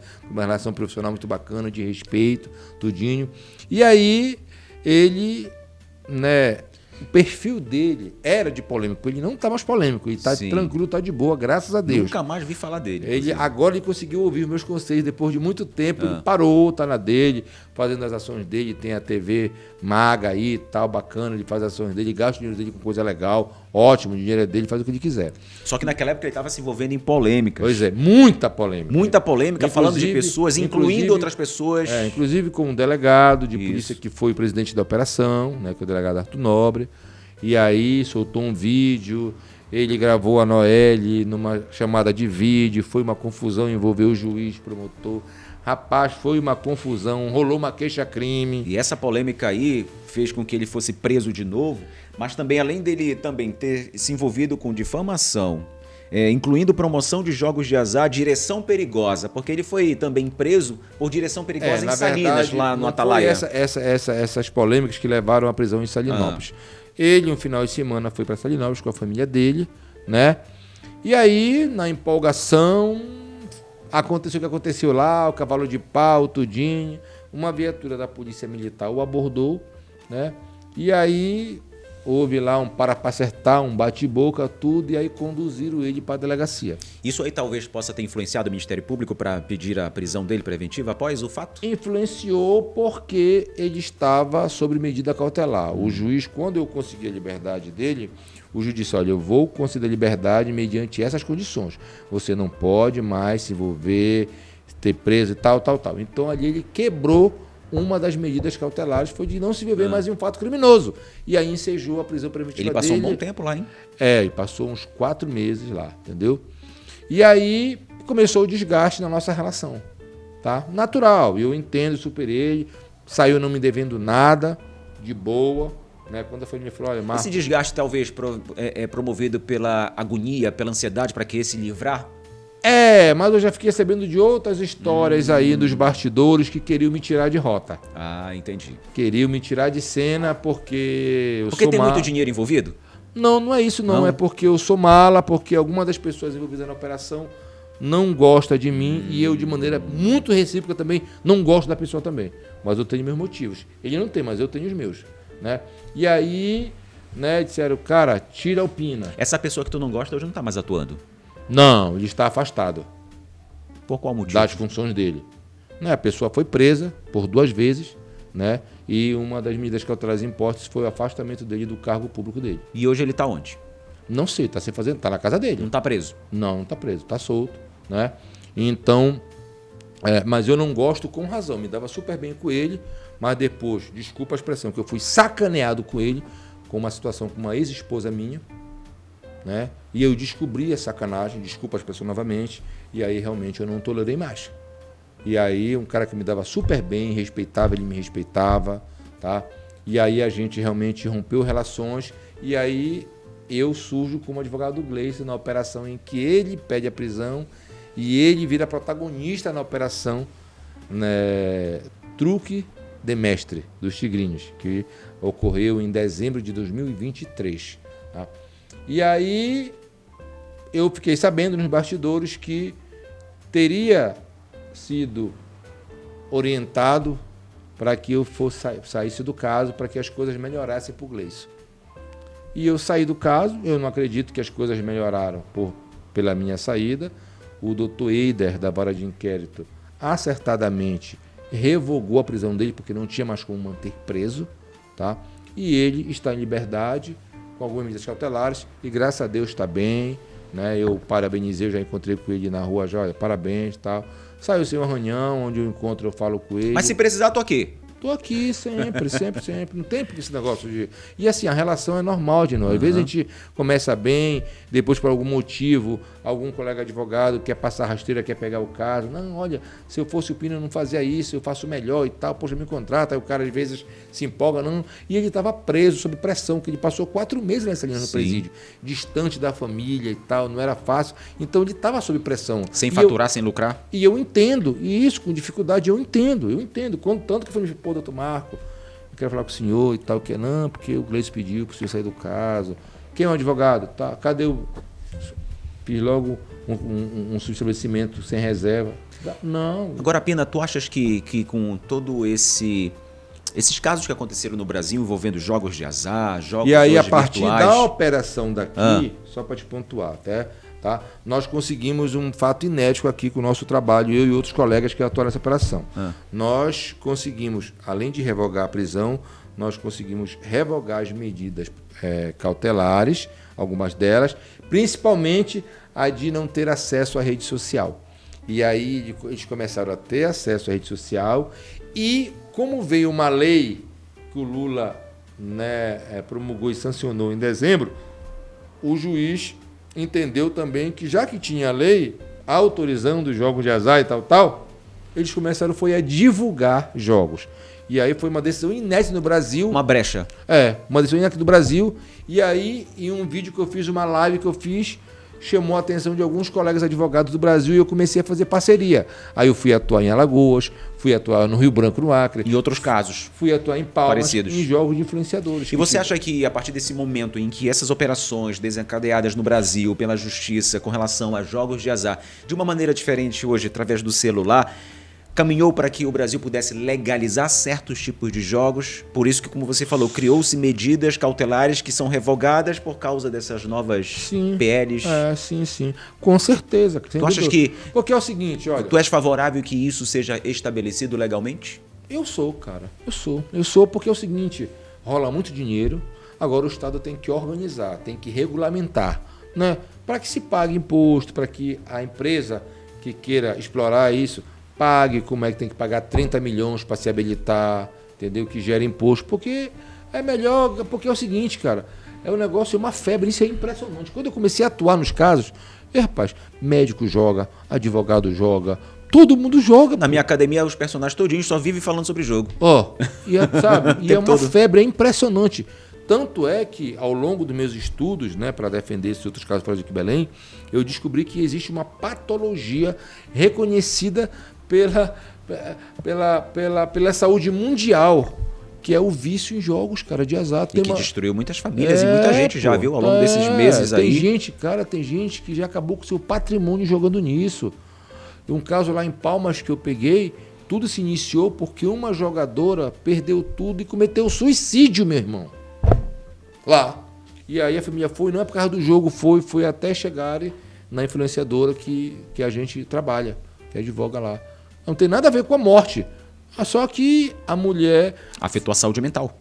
Porque queria ganhar, começou a jogar R$1.000, depois passou para 10, para 20. Gastou R$300 mil nessa brincadeira, meu irmão. E aí quando vê, zerou a conta dela, começou a pedir dinheiro para Jota, tudo, e puf! E aí se matou. Que coisa, hein? Isso Cruel. aconteceu com ela e com muitas outras pessoas. Agora eu te pergunto uma coisa, a gente sempre fala, Epina, de liberdade de expressão, aqui pelos canais digitais, pelas redes sociais, e a gente sabe que a internet tem sido esse ambiente onde essa linha entre liberdade de expressão e crime é cada vez mais debatida. Tu acredita que a legislação atual está preparada para lidar com casos como esse que a gente acabou de falar? Não está, ainda falta um avanço, falta uma evolução sim, tá? Tem muita gente que usa de maneira equivocada as redes sociais, tem muita gente que acha que a internet, como se diz, é terra sem lei e não é. Existe uma legislação aplicável, pena que as penas ainda não são tão pesadas, são leves, porque é o seguinte, quando tu vai numa rede social e tu chama o Agenor, o Marco Pina de vagabundo, de safado, de chefe de ação criminosa, tu acaba com a reputação. E a nossa reputação, Agenor, é igual um travesseiro de pena que tu vai pro último andar do prédio, tu joga, tu não consegue mais pegar as penas acabou, a tua reputação acaba. Até tu provar, tu processar, sair uma sentença, tu ficou com a pecha de patife, de vagabundo, de corrupto, de viado, de corno, de tudo. Aí, entendeu? Então as pessoas brincam com isso, só que assim, hoje os tribunais estão abarrotados, os juizados especiais abarrotados de queixa-crime, de calúnia, difamação e injúria praticados no ambiente virtual. Você que é um advogado criminalista e defende causas provavelmente também referentes à rede social, eu te pergunto, até onde a gente pode considerar então que possa ter censura quando se fala em projetos de regulamentação da mídia?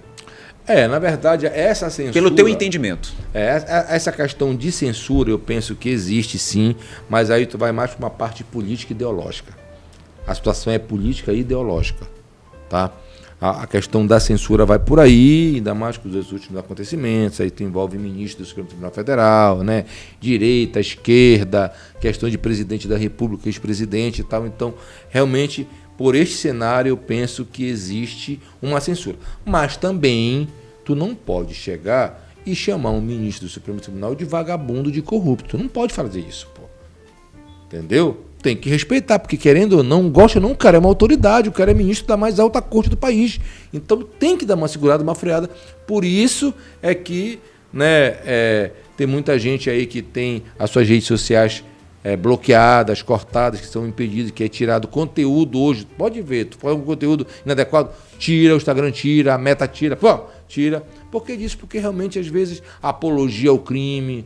Esse vagabundo tem que protestar mesmo, tem que ir na casa dele, tem que achar, tem que quebrar a cara dele, o carro dele. Não pode, porra, não pode. Não pode. Você ultrapassa o respeito. Totalmente. Por mais que a pessoa, que tu não goste, que a pessoa até seja o que tu acha que ela é, mas tu tem que respeitar. Pô. Se a gente for xingar todo mundo que a gente acha que deve xingar, lascou, pô. Ninguém Aí vive. tu já estava realmente preso e ninguém vive. Ninguém vive. E eu te pergunto uma coisa, Pina. Tu achas que então a pressão da opinião pública pode ter influenciado rumo às investigações, como o jogo do Tigrinho e tantos outros crimes? Tu acredita que a justiça foi feita ou ainda há dúvidas sobre o desfecho de cada um desses casos? Muito pelo contrário. Essa operação do jogo do Tigrinho tem uns bastidores surreais nela, assim. Muito desconhecidos por nós. Desconhecidos por vocês, mas conhecidos por nós, advogados e atuantes. Tem muita coisa, eu acho que foi um exagero da autoridade policial da época, eu respeito, mas enquanto advogado e conhecedor dos autos, foi um exagero, tá? Eu tenho certeza que se fosse o juiz da vara de inquérito que tivesse, porque o delegado pediu para um juiz substituto, não para o titular. Se fosse o titular não decretaria as prisões preventivas nem do Gleison, nem da Noelle, nem de ninguém. Poderia tomar outras medidas, mas prisão, que é a medida mais extrema, não, que realmente eu não vi a necessidade.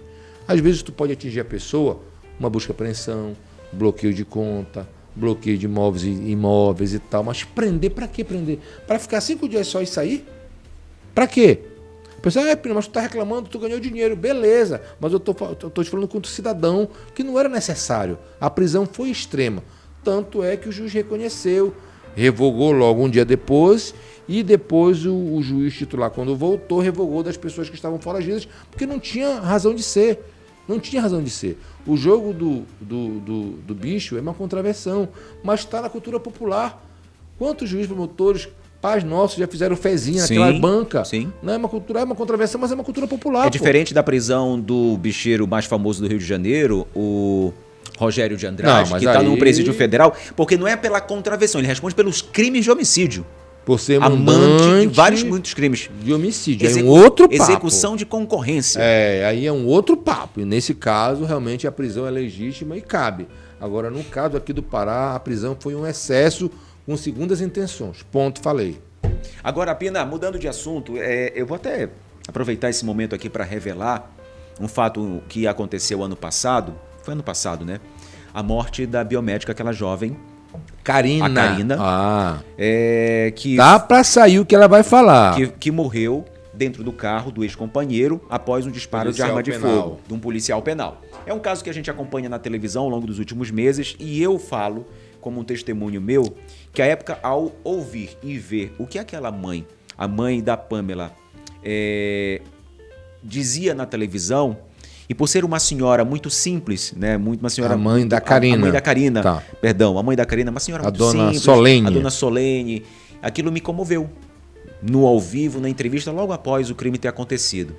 E o que eu fiz? Por ter uma certa relação com você, mandei mensagem para ti, mandei um áudio, falei, Pina, poxa, tu tá sabendo desse caso, da morte dessa jovem, assim. Cara, tu pode ajudar essa mãe? Porque se essa mãe não tiver a ajuda de um bom advogado, ela vai perder a causa. Eu falei isso pra ti. Falou. E você prontamente Na hora, atendeu, pode dar meu contato, pode passei o marcar no contato. escritório e as coisas começaram a acontecer. E as coisas sem passaram a ganhar acontecer. R$1, R$0. E tu atendeu essa causa. E essa causa, a partir do momento em que você assume, juntamente com outro advogado famoso, Américo aí. Leal, Américo Leal. Lins Leal, o bárbaro, o fera, uma lenda da advocacia brasileira.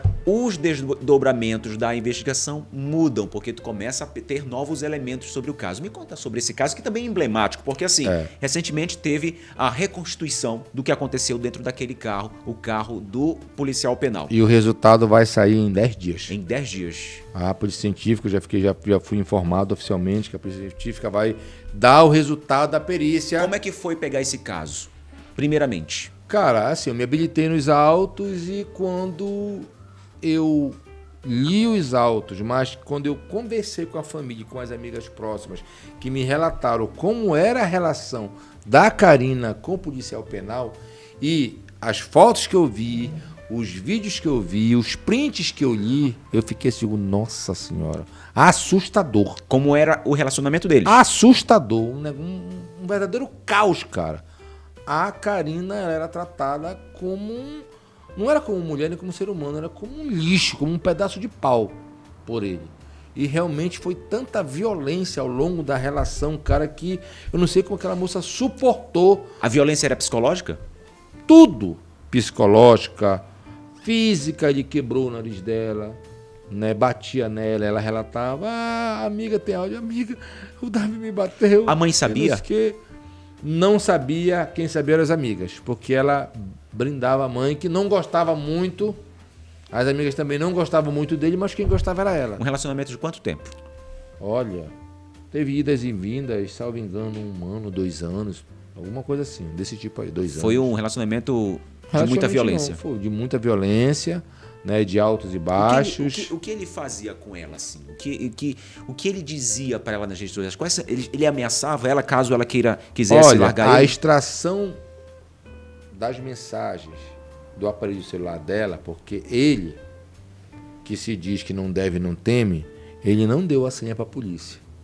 Não sei se a polícia já conseguiu extrair o conteúdo do celular dele, mas ela foi aprender o celular dela e assim, a delegada ficou chocada, tanto é que a delegada chamou a mãe, a dona Solene dela, para devolver o aparelho e disse, se eu fosse a senhora como mãe, eu não via, eu não olhava o celular da sua filha, que a senhora vai ficar assustada com quem tem aqui nas conversas dele com ela e dela com as amigas, o que ela relatava, o que ela sofreu na mão dele.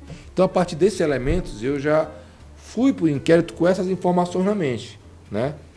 E aí eu comecei, e te confesso que quando eu assumi que eu tive na DEAN para conversar com a delegada que estava no caso que iniciou, que ela passou no outro concurso público que saiu, eu fiquei meio preocupado, porque parece que deu aquela impressão... Que ia estagnar?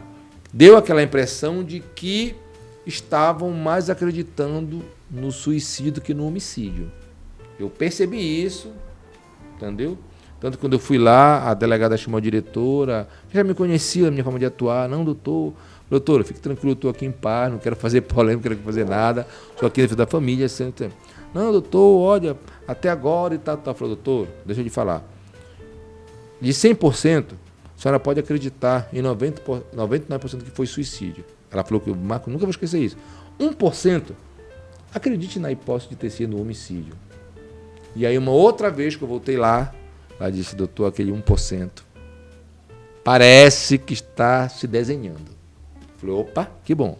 Realmente, quando começaram a chegar algumas perícias, né, de lesões no corpo, o tiro foi dado, né, a queima-roupa, a borda, a mancha, porque tudo isso faz diferença, cara. Pena, digamos que eu sou o motorista, a passageira está aqui do meu lado direito. De acordo com o que as informações foram repassadas... Ele repassa, né? Porque repassa, a versão é que ele... Pela perícia, e o que ele disse, que a arma estaria no porta-luva. No porta-luva. Ou seja, bem próximo mais a ela do que dele. Sim, na frente dela.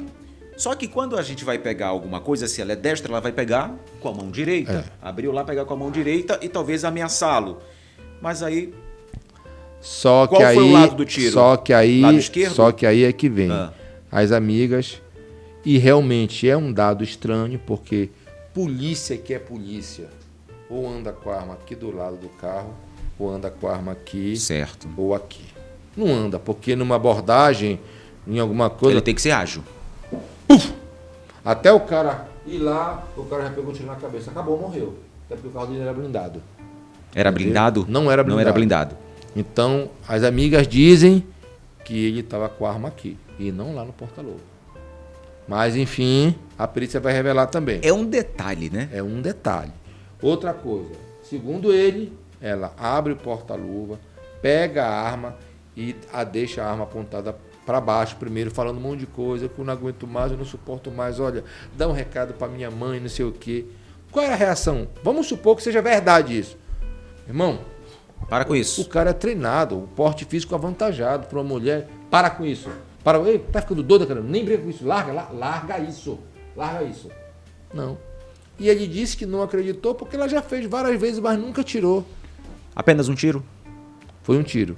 Então, segundo ele, ela pegou a arma do porta-luva, botou para trás, depois fez assim com as duas mãos, ele não sabe se com qual dedo polegar ele apertou e pá, fez assim e o tiro veio. Ela está aqui, ele está aqui, o tiro veio em diagonal e acertou aqui. Pena, toda ação há uma reação. Você, no momento de uma discussão, vendo alguém fazer isso, obviamente que você vai revidar. Lógico, não faça amigo, isso. Eu estou dirigindo, jogava o carro, pegava. O carro estava em movimento? Estava em movimento o carro. Entendeu? Então essa versão é difícil de acreditar, porque existe a versão lógica, Genô. Não, realmente é lógica. Mas é a versão ilógica, cara. E assim, acho que as amigas me disseram que ela tinha conhecido outro rapaz, que ela estava se encantando com outro rapaz, que ela estava se libertando da vida, porque ela era dependente emocional do policial penal, a Karina. E a gente sabe que é muito complicado, difícil. Quem está de fora é muito fácil julgar. Larga esse cara. O crime vai ser caracterizado, então, como feminicídio, caso comprove-se que, de fato, ela não teria atirado nela? Qual é a característica que a polícia vai dar? A delegacia de feminicídio é que está fazendo a investigação. Então, se a perícia confirmar, né, que, na verdade, se descartar o suicídio, disser não, pelo que ele contou, pela nossa análise, porque, cara, foi uma perícia que teve drone, teve tudo, filmagem interna, foto. Ele repetiu várias vezes o que ele disse no depoimento dele para ver se... Entendeu? Ele era obrigado a participar da simulação? Não era. Se colocou à disposição, foi muito bacana. O carro utilizado foi o Corolla, entendeu? A marca da bala tá lá no banco ainda, depois de meses, ele não mexeu em nada. Ele anda no carro normal, com um tiro com furo aqui. Só não entregou a senha do celular? Não entregou a senha do celular. Entendeu? Então, cara, é isso aí. E quando eu falo nos meus vídeos que a Karina vai falar, ela vai falar nessa perícia. Se foi suicídio ou se foi homicídio. Tu achas que após a tua entrada, juntamente com outro grande renomado advogado, esse caso foi para frente, chegou à simulação dos fatos, com elementos que você colheu junto às testemunhas, às amigas? Com toda a humildade, a gente deu um upgrade no caso, assim. Uma celeridade. A gente ajudou a polícia no sentido de que a polícia disse, doutor, vai ser muito difícil essa perícia, essa reconstrução sair, porque envolve e tal, e demora. Falando, doutora, peça que eu vou correr atrás. E ela pediu, e aí eu fui lá, científica, marquei, pedi uma reunião com o diretor, me recebeu muito bem, doutor, a gente precisa e tal. E as coisas foram aceleradas. Pina, tu acredita para qual caminho essa história está caminhando, essa história está indo? Nós acreditamos que não foi suicídio, por várias coisas, que foi homicídio. Mas eu já avisei a família que não se espantem se vier, né, da perícia técnica, os peritos, desde já aqui, parabéns a toda a equipe da perícia científica, só gente fera, competente e séria, tá? Não se espante se vier, olha, realmente a versão que ele contou, pela posição da bala, do corpo, do banco e tal, realmente foi suicídio. Esse rapaz tem alguma influência? Tá mais para suicídio do que para homicídio. Não tem influência. Parece que o pai dele é policial civil, estava até lá no dia, né? Mas eu penso que não houve nenhuma interferência externa, pelo menos não chegou até mim nos bastidores da atuação dele neste inquérito. Agora, Pina, com a violência que ela sofria psicológica, violência física, como você falou... E a prisão dele foi pedida logo no início e foi negada pelo Ginanindeua. Mas por quê? Porque não tinha quase nenhum elemento. E o juiz... Ela tinha alguma medida protetiva? Não tinha. E o juiz levou em consideração muito o fato dele ter se apresentado, dele ter dado o carro dele e tal. Então o juiz levou, não, nesse momento, então o juiz, lá no começo, ainda em agosto, a polícia pediu, mas o Ginanindeua negou. Né? Ele está colaborando.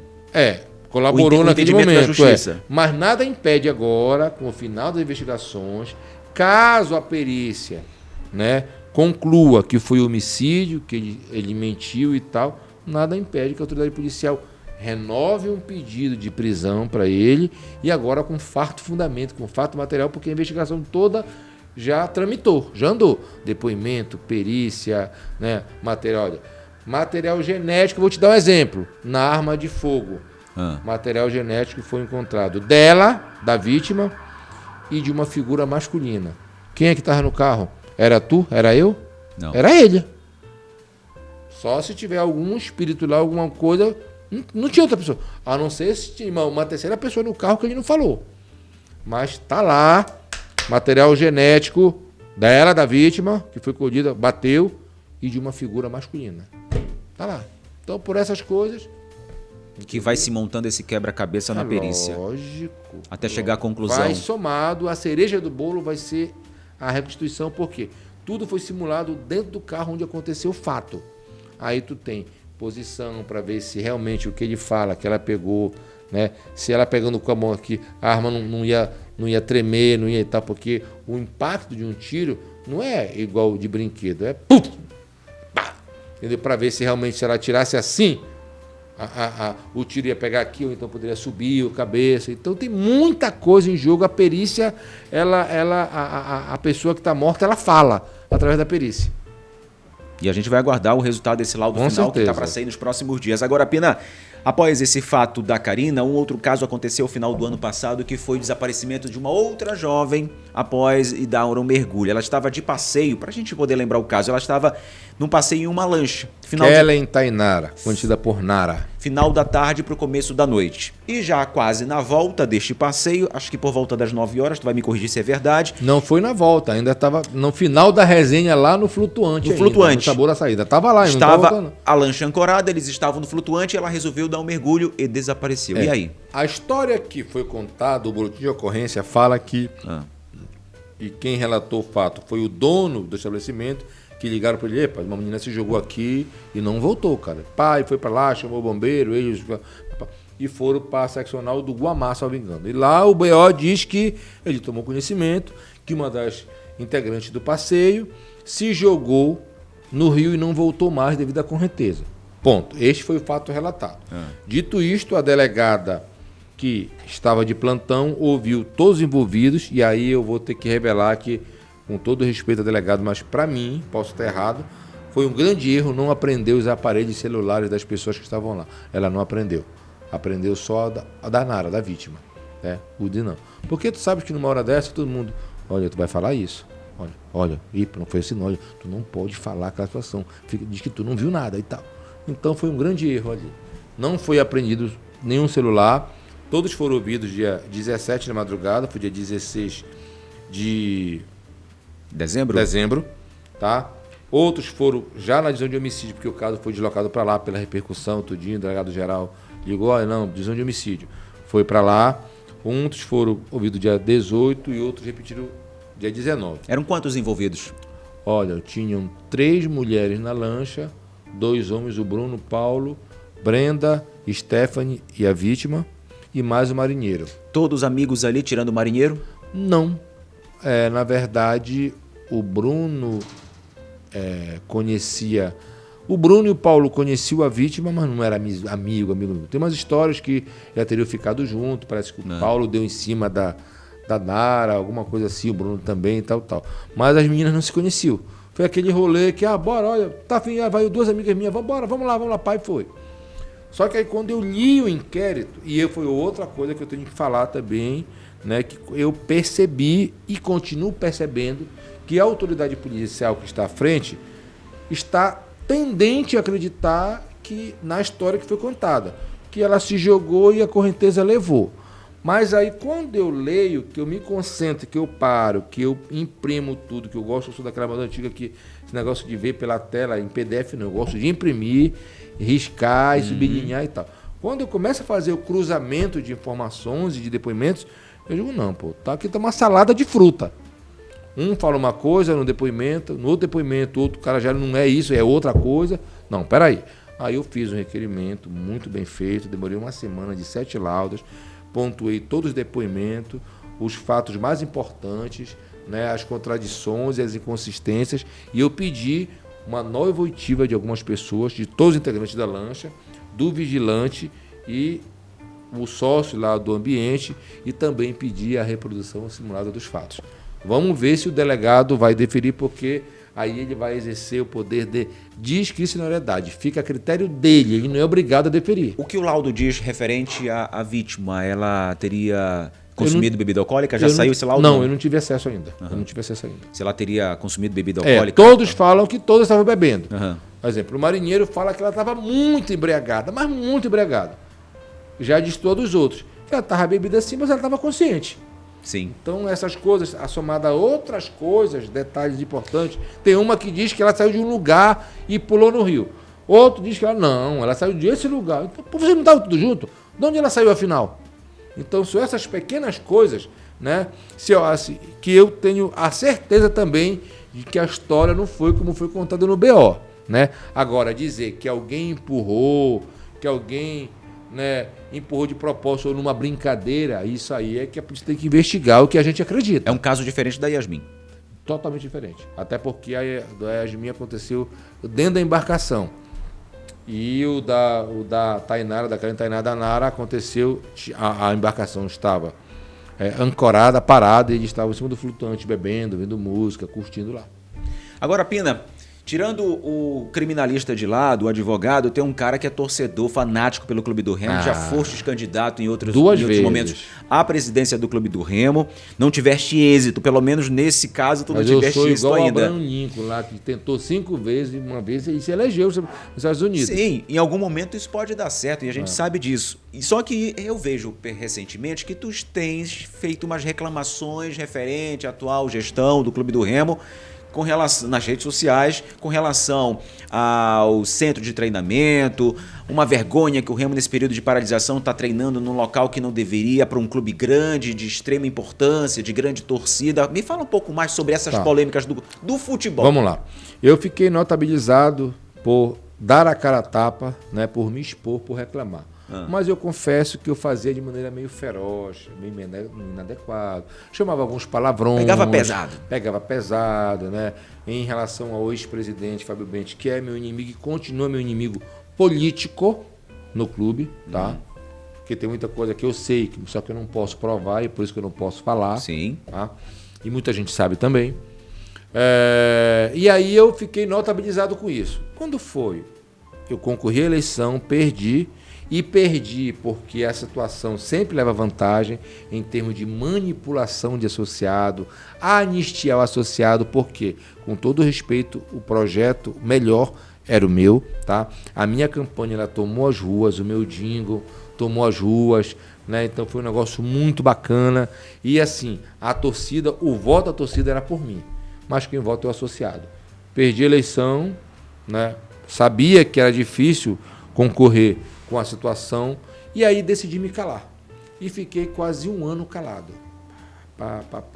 Só que é o seguinte, eu fiquei notabilizado com a cara de oposição. Sim. E aonde eu ia, né? Epina, cadê tu? Foi, pá, te calaram, te compraram? Eu digo, não, amigo, tô de boa, pô, torcendo pelo Remo conseguiu acesso, Série B, pô, vamos torcer pra dar certo, bacana e tal. E aí começam as confusões, né?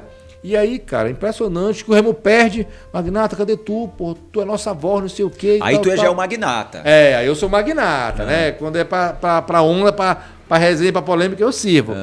E aí, só que realmente chegou. Eu digo, não, gente, eu vou me segurar e tal. Papai e mamãe, graças a Deus que tu largou esse negócio de Remo e tal. Mas aí, quando eu vi aquela situação, o Remo ir treinando, né? E agora, o Bainão como tá, a Genô, quem convive lá e quem tá nos e quem sabe das informações, o Remo pegou milhões e vem pegando. O Remo não é time, porra, amador, pô. O Remo tá numa Série B. O Remo sonha em pra Série A. Como sonhar pra Série A pra te disputar com o Flamengo, com o Palmeiras, com o Corinthians? O Remo treinando em Santa Bárbara, amigo. O Remo com o estádio com o Bainão, que tu vai lá, o banheiro tá alagado, a arquibancada tá só lima escura. Como é que a gestão não tem condição de pintar? Porque quando a gente tem um imóvel antigo, né, tu tem que dar manutenção constante, pô. É o básico. Aí tu passa no Barroso, tu vê que embaixo das arquibancadas horrível. Aí tu vai pra dentro do estádio, horrível, cara. Quase não teve jogo ainda esse ano, né? Justamente. Até o Flamengo passou por lá. Quando o Flamengo veio disputar aqui a final com o Botafogo, o Flamengo tentou treinar no Bainão. Tentou, tanto que o Danilo caiu uma repercussão, que o Danilo, nossa, poxa, o Remo, a torcida dessa, com um estádio desse, com um gramado desse e tal. Reclamou, mas as pessoas se ofendem. Mas é verdade, pô. O futebol profissional hoje, cara, requer investimento, estrutura, entendeu? Por quê? Por isso alguns jogadores que poderiam vir de muita qualidade não vêm. O Remo não tem CT. Tu achas que por isso que hoje estão trazendo mais jogadores sul-americanos também, que não conhecem a realidade local? E porque é mais barato. Tu vai no Paraguai, tu vai na Argentina, na Venezuela, são bem mais em contas, porque a moeda de lá não é em relação ao nosso real, Agora, Magnata, o que está faltando então para o futebol paraense? Vamos falar de Remo porque você é um remista. O que está faltando? Porque eu sou um cara que ia ao estádio quando era moleque, quando era criança, adolescente, e eu também, obviamente, sou remista, né? Eu era levado pelo meu pai, pelo meu tio, irmão da minha mãe, e me apaixonei por essa torcida quando eu ia pro Mangueirão. Só que, cara, aquela paixão de torcedor eu não tenho mais há muito tempo. Aquela paixão de ter visto o Remo ganhar 33 vezes do Paysandu, de o Remo ter acesso, de o Remo conquistar vitórias magníficas, extraordinárias, essa paixão já passou, exatamente pelo ponto de vista que eu tenho. Futebol não vai ser mais o mesmo como era antigamente. Não. Eu sou um remista flamenguista, eu sou apaixonado pelo Flamengo. E a gente sabe que de 2014, 2015 para cá, o Flamengo se reestruturou financeiramente e hoje está colhendo os frutos dessa reestruturação, desta administração que pensou de fato no sucesso do clube e não nas finanças. O futebol paraense tem um dos ingredientes principais para o sucesso. É um público apaixonado. O cliente de Remo e Paysandu, cara, é um clientaço. É o clássico mais disputado do mundo. É um cliente que está ávido para consumir, para gastar. E olha que a grande massa de Remo e Paysandu, ela é feita de gente assalariada. Sim. Do mecânico, do feirante, que tu não pode peixeiro, cobrar muito caro no preço da... Mas mesmo assim, meu irmão, a torcida... Uma camisa do Remo hoje está R$230 e pouco. Para quem ganha um salário, gastar quase R$250 é muito dinheiro. Ele vai na feira comprar uma similar. Mas mesmo assim, não. Vai lá e compra. O cara pega o cartão da irmã, do parente, tá, divide, vai parcela. Lá, parcela de 10 vezes, mas compra, né? Só que, cara, o futebol paraense, enquanto não for profissional, do porteiro ao presidente, não tiver planejamento estratégico, não tiver estrutura e não olhar para a sua base, tu pega as melhores épocas de Remo e Paysandu. Remo, década de 90, metade do time era local. Paysandu, 2000 Libertadores, metade do time era Jobson, Sandro Goiano, Sérgio. A Tuna foi um exemplo também nessa década. Balão, Velber. Opa! Entendeu? E aí a Tuna parou de produzir, que era a Tuna que alimentava. Sim. Inclusive, a gente começou eu com o Paulo, o pai dele é o presidente Abel, lá da Tuna, foi um dos grandes presidentes da Tuna, e falou, pega, Marco, perfeito. Quando a Tuna parou de produzir, a Tuna produziu o Giovanni, o Ganso, parou de produzir Jobson, Sérgio, Velber, Lecheva, toda essa galera que veio em Paysandu veio da Tuna. Quando a Tuna parou, o futebol paulista começou só a trazer. E tá aí. Quem foi o último jogador que saiu daqui de Remo e Paysandu? Do Remo Rony, em 2014 para 15. E do Paysandu foi o Pikachu. Depois de lá, amigo, acabou. Entendeu? Aí, nas minhas imersões que eu faço quando eu viajo, sempre eu vou nos clubes, cara, os caras têm um trabalho de mapeamento no Brasil todo. Tem o olheiro do Flamengo aqui em Santarém, o Tamira do Fluminense, do São Paulo. É por isso que às vezes surge um cara no Flamengo, esse cara, paraense, mas como esse cara não gosta? Os caras vêm daqui com o outro, bora, leva a Flamengo para dar uma estrutura. Mas tem estrutura, tem um centro de treinamento. Como é que tu quer produzir um craque lá no terreno de outeiro? Não vai, amigo. Só lama, não vai. E como é que tu vê, então, a participação do Remo nessa Série B de 2025? Com muita preocupação. Pela gestão que está aí, que é uma gestão, sabe? Eu já sabia, que, infelizmente, que ia acontecer. Porque o Tonhão é um cara do bem, um cara honesto, um cara remista, mas ele tem um pensamento desde a década de 90, pô. E o futebol hoje é network, o futebol hoje é relacionamento, o futebol hoje é conhecimento. Eu não vejo ninguém do Remo levantar a bunda da cadeira, pegar o avião, passar uma semana no Rio, em São Paulo, visitar o Atlético Mineiro, Cruzeiro, que tem grandes gestões, SAF, Corinthians, todo mundo. Fortaleza. Bahia. Foi o que eu fiz e o que eu faço. Do meu dinheiro, quando eu viajo, eu sempre fico 2, 3 dias a mais que eu vou, digo, eu sou Marco Antônio, tenho minha história no futebol. Pô, Marco, às vezes eu uso muita amizade. Poxa, amigo, tem empresário em Minas lá. Pô, cara, eu vou agora para conhecer a cidade do Galo e o Cruzeiro. Não, Marco, vem que eu já falei, nós vamos lá, você vai conhecer toda a estrutura, conversar com o diretor. É isso que eu quero. Então a gente precisa sair daqui, cara, sabe? Aí, porque às vezes eu vou ver final da Copa do Brasil, Flamengo e Corinthians no Maracanã, pego um avião, gasto no hotel e compro o ingresso a R$3.000. Tá ficando doido? Porque tu vê um espetáculo, pô. Tu fica no Maracanã lá, tem o Maracanã mais. O ingresso é 900 pau, R$1.000. Mas tu fica com buffet, comida, salgadinho, bebida à vontade. Tu vai na Neoquímica Arena, eu fico lá no bar do Zeca Pagodinho, que é da Brahma. Fantástico, 600 pau o ingresso. Quem pode pagar, paga. Quem não pode, vai para arquibancada, normal. Mas não é um espetáculo de luzes, LEDs. A gente fica assim, olha, caramba. Aí tu volta para nossa realidade. Falo do Remo Bainão, Paysandu, Curuzu. Tu vai no banho, como é que tu vai levar tua esposa, tua noiva para um bainão, rapaz? Não tem onde fazer xixi, amigo. A mulher, o homem não é mais fácil. Não deve, mas encosta na parede e faz. Mas mulher não, tem que ter um banheiro, tem que ter papel higiênico. Cadê, amigo? Aí tu chega numa arena dessa, tu vai num banheiro, parece shopping cheiroso, central de ar, e o funcionário limpando. Vai aqui. Aí a descarga não presta e tal. Então é muita coisa, falta. Por isso que as pessoas de mais condição não vão para o estádio hoje. Porque não oferece. Tu imagina um Bainão, uma arena para 25 mil pessoas, com uma choperia, com um restaurante panorâmico. Essa história do Braz, ex-dirigente do Flamengo na gestão passada, ter passado por Belém e falou-se muito pelas mídias digitais, falou-se muito pelos portais que ele seria um gestor que viria para o Remo, para ajudar o clube do Remo. Isso foi blefe ou foi verdade? Não, é verdade. Tá? Eu tive com o Marcos Braz na minha imersão no Flamengo. Fiquei 1 hora com ele lá no hotel na Barra da Tijuca. Ele até fez um vídeo para mim. Pô, tá, tamo junto, me apoia, um cara visionário. Não é à toa que enquanto esteve no Flamengo, podem falar o que for dele, mas é um cara vitorioso. E no futebol, amigo, o que interessa é bola na rede e título. E ele tem muito disso. Acabou. Pode ser o que for, tá, não interessa. É resultado. E ele deu resultado. Pronto. E aí, um belo dia, mês passado, mês retrasado, eu estava no meu prédio, meu escritório ali na Zé Malcher, no Acrópole. Eu tô entrando, saindo, o Marcos Braz descendo no elevador. Ei, Braz. Ei, rapaz, fala, meu, o que tu faz aqui em Belém, rapaz? Não, vou fazer uns negócios, aí amanhã eu vou até visitar o teu clube lá, viu? Vou lá no Remo e tal, pô, bacana e tal, e tal. E aí depois a gente começou, falei com algumas pessoas ligadas a ele, e realmente, e aí o Remo o nomeou para ser representante na Copa do Brasil CBF, causou aquele... Só o fato dele ter falado que ele estava representando o Remo, cara, a mídia esportiva nacional se agitou. Marcos Braz no clube do Remo? Cara, olha a mídia que o Remo pegou de graça só por ter um cara como o Marcos Braz, que tem conhecimento, relacionamento, que sabe fazer negócio, tá? O que foi que eu fiquei sabendo? Ele não vinha ser um gestor do Remo, ele ia ser um parceiro do clube. Ia trazer investimento para cá, ia ajudar o clube, ia representar o clube, ia abrir as portas do clube para o Brasil e para o mundo sul-americano, entendeu? Em especial.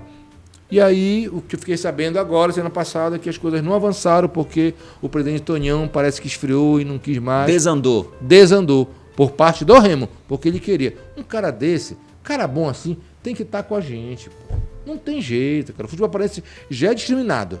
É esquecido, porque futebol só é sul e sudeste. CBF não olha pra cá. Isso é fato. Quase não aparece, só aparece gol quando é final e que tem Paysandu. Pode ver no domingo, não aparece gol, aparece gol de tudo que era, mas daqui não aparece. Nosso futebol já é complicado. Aí tu, sabe, tem a chance de ter um cara prota. Tu imagina o Marcos Braz no Remo. O que é que o Remo ia ter de mídia nacional, cara? Mas não. Então são essas coisas, esses pensamentos pequenos que eu não aceito. Eu vejo, pensar que o Marcos é muito sonhador. Amigo, se eu não for sonhador, amanhã eu morrer, pô. Eu vejo o Remo com uma arena. Como é que um clube centenário, né, que tem uma torcida louca, o Remo bem, amigo, tu pode botar uma pedra do Marinho, não, essa pedra do Banho eu vou comprar, quanto? 10 reais, compra. Só que assim, o torcedor do Clube do Remo, ao longo dos anos, ele se acostumou com migalha, com nada, entendeu? Com migalha. Aí é duro o que eu vou te dizer, né? Mas enquanto a cultura do Paysandu é ganhar título, é conquista, a cultura do Remo é ganhar jogo. Tem remista que se fica feliz em ganhar o Paysandu. Não, ganhou o Paysandu para mim tá ótimo. Isso é muito pouco, pô. Então tem muita coisa, mas assim, a vontade, o sonho continua, né? Muito mais experiente, muito mais sereno, tranquilo. E um dia vamos tentar, mas ano que vem tem. Seja inteligente, volte magnata presidente. Esse é o Magnata. Só dar um recado para você aqui, para você não esquecer de aproveitar as oportunidades que a Resolve Energia Solar te oferece para tu conquistar o teu sistema de energia solar, podendo economizar até 85% na tua conta de luz. E o que é legal, tu pode financiar o teu projeto em até 84 vezes e pode começar a pagar em até 120 dias. Viu só quantas vantagens para você aproveitar e ter o teu sistema de energia solar? E aquela grana que tu gastava pagando a conta de energia, quando tu passa a economizar, aí tu começa a pensar, preciso comprar roupa nova, preciso reformar a minha casa, quero viajar e essa grana começa a sobrar. Já pensou? Fale com o especialista agora mesmo, escaneia este QR Code, fale porque ele está pronto para te atender em qualquer lugar por onde você estiver. Essa é a Resolve Energia Solar. A nossa energia transforma vidas. Magnata, eu te pergunto uma coisa, o que tu dirias, o que o Magnata, o Marco Pina, como é conhecido hoje, diria para aquele Marco Antônio Pina de Araújo, que começou lá em meados dos anos 2000 com um sonho de ser um advogado formado e hoje ter o teu trabalho reconhecido? O que tu diria? O que ficou faltando para aquele Marco Pina de Araújo para o Marco Pina de hoje? Foi difícil pra caramba, não foi fácil. Algumas atitudes, um impulso de um jovem advogado, brigão, birrento. Mas isso é só experiência, né? Se eu pudesse voltar atrás, eu ia evitar alguns embates, alguns conflitos, mas faz parte da minha personalidade. Não é à toa que eu sou tido como polêmico, né? E não tenho medo de me expor. Quando eu entendo que eu estou com a razão, eu vou para cima mesmo, eu morro com a minha verdade, com a minha razão. Mas assim, eu ia evitar certas situações. Então era uma dica que eu sempre falo hoje para os advogados, para as pessoas que trabalham comigo, gente, vamos ouvir mais, falar menos, vamos primeiro raciocinar. Às vezes é uma resposta, às vezes a gente tem que exercer mais a arte da paciência, que eu não tinha, da resiliência, né, de analisar o cenário. Às vezes tu fecha uma porta aqui que vai ser difícil tu abrir ali, e no mundo hoje a gente precisa de todo mundo, né? Logicamente eu não aceito humilhação, sacanagem, nada, né? Mas assim, tem coisas que hoje a gente tolera mais, a gente engole mais, que às vezes a gente pega um colega, um magistrado, um promotor, num dia que não tá legal e é normal, todo mundo é ser humano, e a gente já percebe que ele não tá de bom humor com o assessor, doutor, como é que tá o doutor hoje? Ih, Pina, hoje não é um bom dia para falar. Aí antigamente, não quero nem saber, ele vai ter que eu sou advogado, ele vai ter que me receber sim. Então essas atitudes hoje eu sou muito mais talhado pela experiência, pelas porradas que eu já peguei da vida, peguei pelos choros sozinho, que todo mundo chora sozinho. Eu já chorei muito sozinho, até porque eu sou um cara emotivo, chorei muito sozinho no travesseiro, em relação ao Clube do Remo, em relação à profissão também. Nem tudo a gente ganha, já me frustrei muito. Antigamente eu ficava muito sentido quando eu perdi alguma coisa, quando o juiz negava, ficava com raiva do juiz. Isso não tem nada a ver. Como se fosse algo pessoal. Algo pessoal, e levava aqui para mim. E o juiz, tudo bom? Tudo bem? Não falava. Então essas coisas o Marco Antônio evitaria hoje, né? Mas assim, a caminhada árdua, dura, né? E a gente vai melhorando e graças a Deus, sabe, sou um cara que ajuda muita gente, tenho um coração super bom. Algumas pessoas que me acham, esse cara é boçal, não sei o quê, me conhecem, Marco, tu parece uma coisa, mas até outra. Eu sou esse cara que quando tu me pediu na hora, eu digo, não, mano, mas não tem nem R$1.000 pra me dar. Nada. Nunca nem toquei em dinheiro, tu sabes disso. Sim. Na hora, a dona Solane tá aí e tal. Até hoje eu tenho um cliente, doutor, posso levar uma galinha caipira? Ontem recebi 2 cupuaçu, galinha caipira, lá de São Caetano. Pode vir. Tal. O senhor quer mesmo? Nossa, história é tão chique, o senhor quer mesmo? Sou ser humano, sou cidadão, pô. Sou paraense. Sim. A raiz, entendeu? Então, não é porque eu sou advogado, não é porque a gente tem isso, que a gente... Cara, a gente é ser humano. Eu saio daqui, a gente morre aqui de um infarto e acabou a vida e acabou tudo. Então, o que a gente deixa é um legado e esse legado eu estou deixando bacana para minha filha, inclusive. Tem quantos filhos? Uma só. Uma filha. Já uma adolescente. 15 anos e me revelou que ia fazer direito. Aí o coração não aguentou. Olha, Pena, quero te agradecer pela passagem aqui no nosso podcast. Eu acho que foi um bate-papo, assim, revelador, humano, porque aí por trás tem um pai, tem um marido, provavelmente. Tem um torcedor. Namorado, tem um torcedor, tem um ser humano. Tem um ser um filho, né? E isso por trás do paletó e gravata. Mas no paletó e gravata tem um profissional, um grande profissional, como você falou, já perdeu, ganhou muito, pretende ganhar muito mais, mas pelo menos que sempre a justiça seja feita. Lógico, para ambos os lados, que é o mais importante, né? Porque quando a justiça dos homens funciona, a divina vai funcionar mais ainda. Sem dúvida sobre crimes que infelizmente poderão se tornar impunes. E é o que a gente não quer numa sociedade que merece justiça o tempo todo. Te agradeço, meu amigo, pela participação aqui. Muito obrigado, adorei, amei, tava com saudade dessas resenhas e tal, dessas polêmicas e tal. Eu sei que os cortes vão rolar e pai deg, e vão viralizar. Ei, Pino, tá ficando doido, tu vai falar isso, não sei o que, amigo, falei. E não volta mais, entendeu? Então, obrigado, cara, pela oportunidade, as pessoas me conhecerem um pouco mais, né? Meu lado humano, familiar, meu lado bacana. E é isso aí, feliz, qual é o teu grato. Perfil?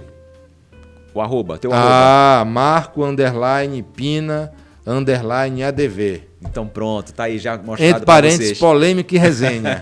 Apareceu para vocês aí, ó. Marco_Pina_ADV. Pronto, então já apareceu aí, já escrito.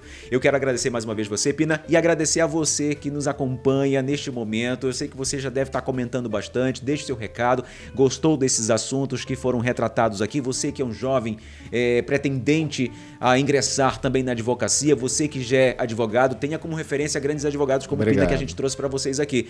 Então você pode compartilhar esse bate-papo, mostra para os teus amigos aí, olha, que é relevante para que a gente possa ter mais seguidores. Você ainda que não é inscrito no nosso canal, pode se inscrever agora. Sempre ativa o sininho para que você possa ser notificado quando um assunto novo estiver aqui no nosso perfil. Diretamente dos estúdios da Treehouse, a gente traz mais um episódio muito bom para você. E também no oferecimento da Resolve Energia Solar. Você já sabe, economia de até 85% na tua conta de luz. Não tem para ninguém, só a Resolve tem as melhores condições para você e as facilidades. Você pode pagar no cartão de crédito, pode financiar e o teu financiamento pode começar a pagar com até 120 dias. Gostou? É só falar com o especialista aqui neste QR Code que está aparecendo para você. Daqui a pouco, logo mais, teremos um novo episódio para você. Muito obrigado e até a próxima.